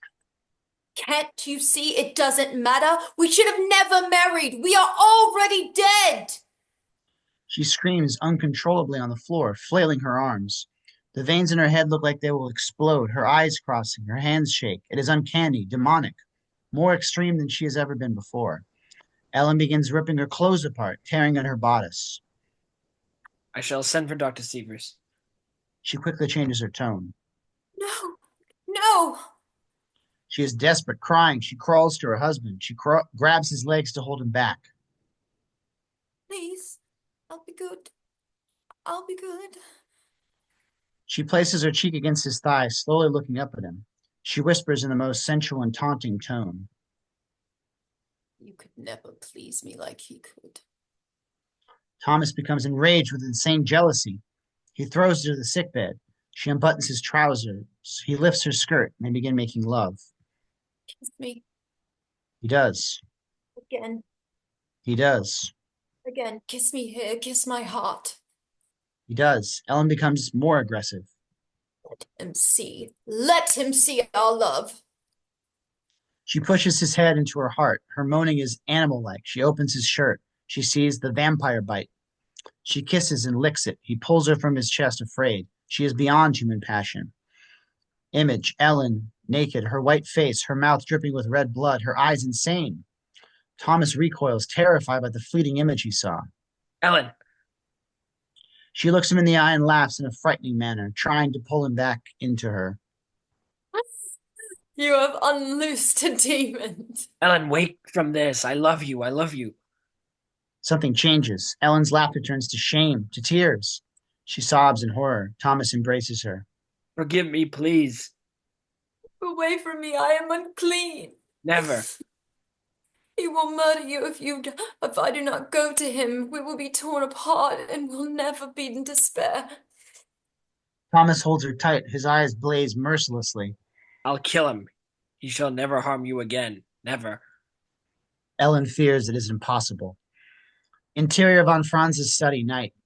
Von Franz sits at his desk, surrounded with books. He opens up Knox's book with the evil eye on the cover. It is written in the language of the Solomonari. And so the maiden fair did offer up her love unto the beast, and with him lay in close embrace until the first cock crow. He turns to an illustration. It is a medieval woodcut of a young woman embracing a Nosferatu-like corpse in bed. Her willing sacrifice thus broke the curse, and freed them from the plague of Nosferatu. Von Franz's eyes turn inspired, prophetic. She is the way. Interior Hutter House parlor, night. As Thomas holds Ellen in his arms, Orlok's shadow passes over, taking her into his dark dream world. He whispers to her. More blood shall stain thy hands. Another night has passed. Tomorrow night, the third shall be the last. Interior Harding House, master bedchamber, night. Anna is in bed. She is near death. She hears her children crying in the nursery, strange and muffled. She turns to Harding, asleep by her side, fully clothed. One hand on hers, the other on a pistol. There is a ghostly shadow above him. Wake not. Orlok's shadow quickly ascends away from him like a viper. Monster! The monster! Anna tries to rouse Harding, shaking him with all her might, but he will not wake. Friedrich. A spell is over him. She rushes out of bed. Interior Harding house, upstairs hallway moments later. Anna runs to save her children. They scream like mutilated animals. Interior Harding house, nursery, continuous. She bursts into the nursery. She looks. Silhouetted by the window, Orlok drops the lifeless bodies of her children from his claws. They thump upon the floor. Anna is emotionally obliterated, paralyzed with fear. She tries to go to her children. She can't move. Her eyes well up with tears. She can't scream. She chokes. She begins to shake with insanity, tears flowing from her eyes. Orlok approaches. He leaps upon her, engulfing her. Exterior Whisperg Cemetery day. Never was a day more laden with sorrow. Harding and two of his servants carry Anna's black casket out of the hearse, into the cemetery gates. Pallbearers follow with two white children's caskets. The tall, leafless linden trees that grow between headstones seem to mourn the dead. Ellen, Thomas, and Sievers have also gathered, unknown to Harding. They watch from afar. Ellen looks through her black veil as the pallbearers take the caskets into the Harding family tomb, a stately mausoleum. Harding tries to stay composed as the tomb is closed, but he is a broken man. He is deathly pale, his eyes red. Is he too infected? We must speak to him. A moment longer. His grief is too great. Through the fog and snow emerges von Franz, covering his face with a handkerchief. Ellen can feel his approach. More will be taken. I know. She was a child. Cover your face, dear creature. The Grim Reaper wields his heavy scythe with every change of wind. Esther, I must speak with you. Ellen takes von Franz's hand. And I would speak with you. Suddenly, Take that black god from this place. Harding starts for von Franz. You deceased mind has brought all this outrage. Stop this! Friedrich, stop. Thomas runs limping on his cane and embraces Harding. Thomas is a man possessed. Please, it is my fault. Forgive me, my dear, sweet friend. Thomas holds Harding back. This moment doesn't concern you, Thomas. Your horror has rent our hearts, but you must hear us. Your very presence does me wrong. Friedrich, these nightmares do exist. They exist. In hysterics, Thomas tears open his shirt and shows him his vampire bite. Interior/exterior coach, Whisperg Street day. They are all crammed in a stuffy coach, windows sealed. Ellen is next to Thomas. Von Franz looks at Ellen through her veil. He shows no sign of the blood plague. Good sisters sought to nurse me back to health with their prayer, yet I fear I am not free of his spell. Trust in God and your strength. The monster left you to the wolves, and yet you prevailed. Harding! Harding has passed out. Sievers shakes him awake. He is white as a ghost. He looks as if he has a brain fever, his eyes darting about, a flame at one moment, nearly lusterless the next. He struggles to speak. I'm not myself. Please forgive me, all of you. My reason cannot accept. Strength, man, strength. Orlok has kept his coffin within Grunwald Manor. Assertedly. Under our very noses. Tonight we destroy the beast. Let me come with you. Of course not, Ellen. You must be kept safe, away. We shall meet at Harding's and depart to Grunwald Manor. Please. The readiness is all. Harding says vehemently, yet his thoughts seem far away. We shall sanctify the earth wherein he was buried, and destroy the sarcophagus. Then he can have no sanctuary at Cockcrow. Ellen looks at von Franz. And when we uncover his body? I will drive a spike of cold iron through him. Von Franz looks at Ellen. What if it does not work? Ellen keeps staring at von Franz, determination in her eyes. It must. The carriage stops. Professor, allow me to walk you to your door. Exterior slums, von Franz's boarding house moments later. Ellen walks arm in arm with von Franz. She is stiff, her head forward, trying not to give away her secret conversation as her husband is watching from the carriage. I must know. Why me, Professor? I am but an able tourist in this occult world. You were born to it. You will tell me why. This pull on me is so terrible, so powerful, yet my spirit cannot be as evil as his. We must know evil to be able to destroy it. We must discover it within ourselves. And when we have, we must crucify the evil within us, or there is no salvation. I need no salvation. My entire life I have done no ill but heed my nature. Then hearken to it. I fear Nosferatu is impervious to any of our iron stakes. I believe only you have the faculty to redeem us. Ellen, let us make haste. In heathen times you might have made a great priestess of Isis. Yet in this strange and modern world your purpose is of greater worth.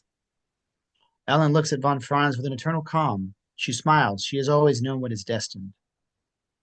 Thank you. She kisses his hand. I will keep your husband at bay tonight. Go now. Go home. Attend him that he is sturdy for this false hunt. Interior Hutter House parlor afternoon. Ellen sits by a window, covered in wreaths of garlic and white thorn. She looks through the wavy glass. Makeshift undertakers carry coffins down an abandoned street. Fires burn, rats feed on dead horses and dogs. The city is a morgue. She knows what she must do. No more shall die from this. Thomas kisses her head, wearing his coat, ready to leave. Will you put an end to all this? She has to be sure that she will be left alone this night. This is a loving deceit, a vital deceit. You promise you shan't return to me till he is no more. Promise you won't return. I promise. He does not have power over you, Thomas. They embrace. Tears fall from her eyes. She knows this moment is their last together. I place my utter faith in you. Love you. Try not. Their final kiss. Thomas leaves, ever empowered by his wife. Hold on Ellen, feeling her imminent destiny stir within her. Interior Harding House, drawing room day. Thomas, Sievers, and von Franz stand with weapons ready as vampire hunters. He is not here? No, Herr Harding has departed, sir. Where could he have gone? He has a heavy grief. We shall wait for him. There is time yet till sundown. Von Franz casually lights his pipe. No, we must find him. Exterior Whisperg Cemetery, dusk. Harding wanders in the blue twilight. Snow falls. He approaches his family tomb. The red marks of sepsis are on his haunted face, discharge in his eyes. He has the plague. As he unlocks the vault without noticing, he lets his huge fur coat fall off of his shoulders into the snow. Interior Harding family tomb moments later. He seems in a trance, his eyes full of tears.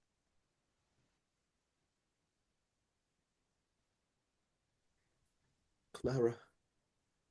Louise. My girls. He gently touches their coffins as he walks by them, with a melancholy smile as if stroking his daughter's cheeks.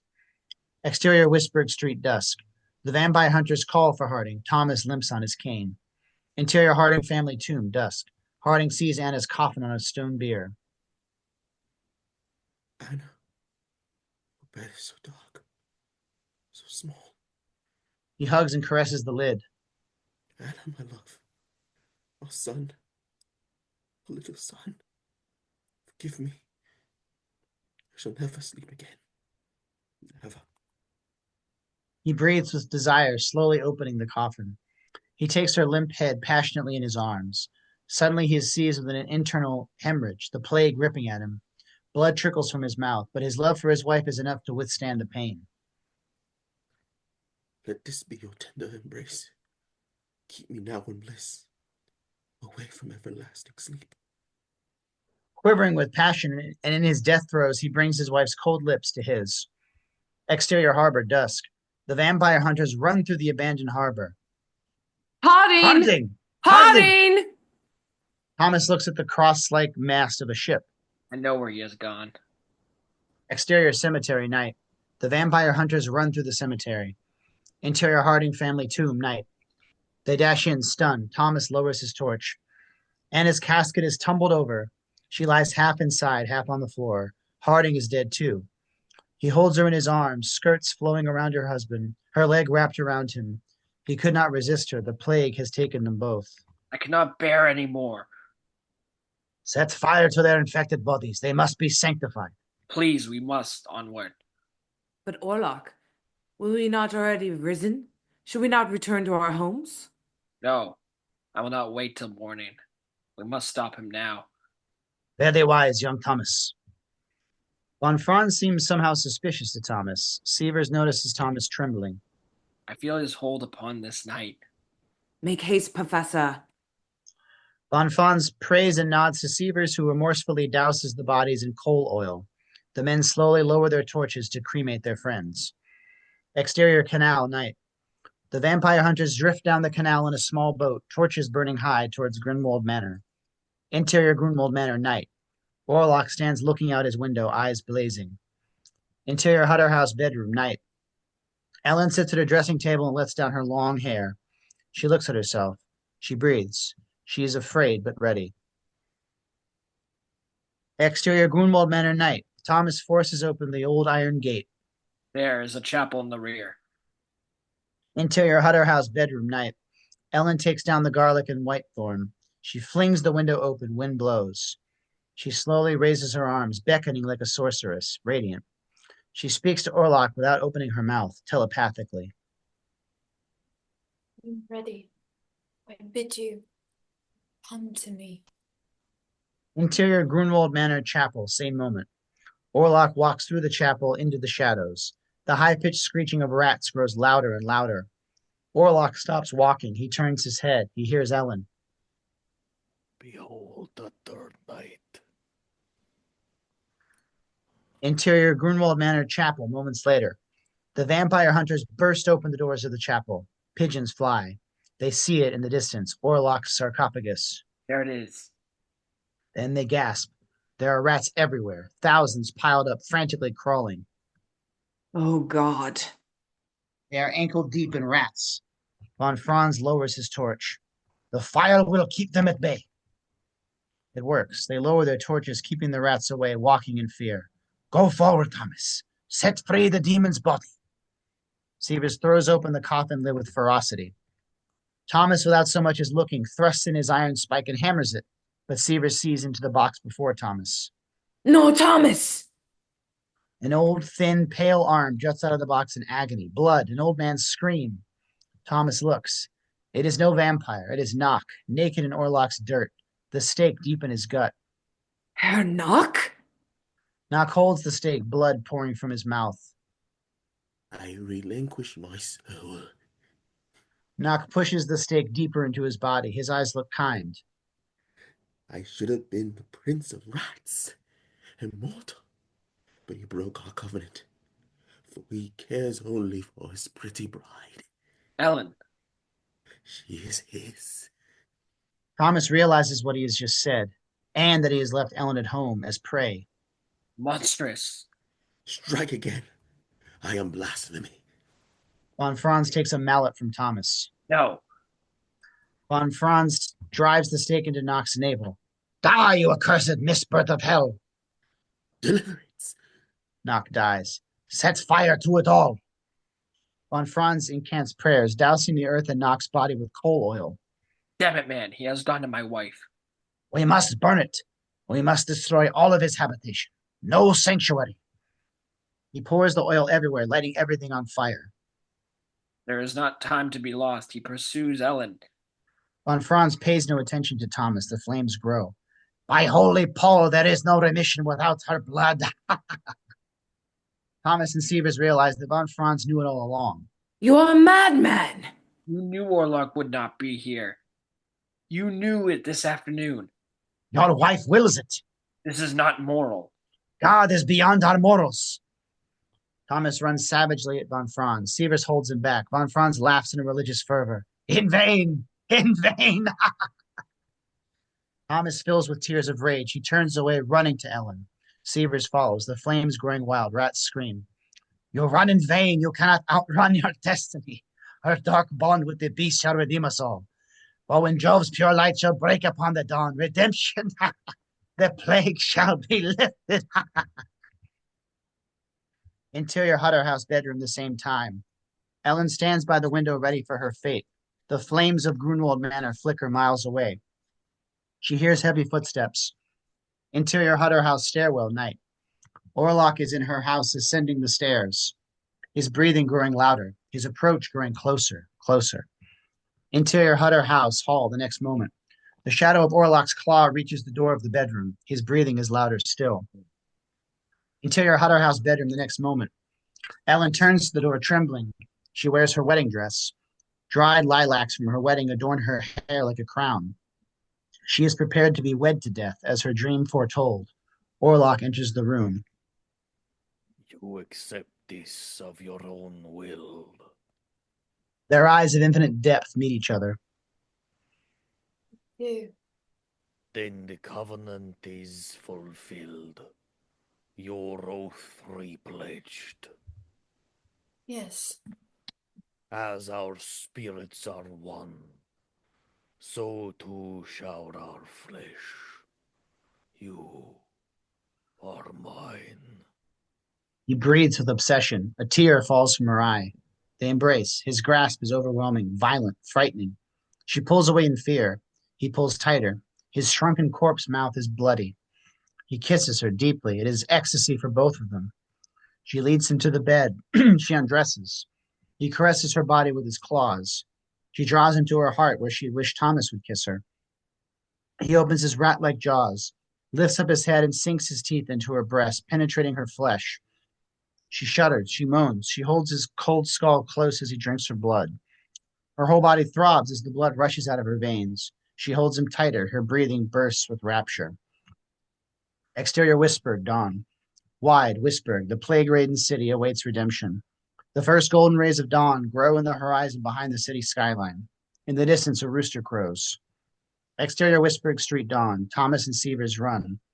Thomas sees the amber sky and sunlight breaking upon the steeple of the church. He quickens his pace, running himself to death. He will save Ellen. Interior Hutter House bedroom moments later. Orlok's jaws are still latched to Ellen's breast, though he is engorged. He senses the dawn and begins to rise, but Ellen lovingly guides him back to her. She whispers almost inaudibly. No. No. He cannot resist. He drinks. She holds him close. As he drinks, the first rays of the sun ascending into the room, he feels the warmth, afraid. Ellen looks at him. He sees a fiery reckoning in her eyes. She has won. He slowly rises. The sunlight rakes over him. He puts up his hands to shield himself. The light is obliterating Nosferatu. In agony, he contorts himself into a twisted position. Ellen's blood oozes from all of his orifices. He screams, his lungs shredded by the cry. Just then, Thomas and Sievers rush in, gasping at what they see. Ellen. Orlok falls onto Ellen, both of them epileptically writhing in an anguished and putrid ballet, climaxing. Thomas springs to the bed, but it is too late.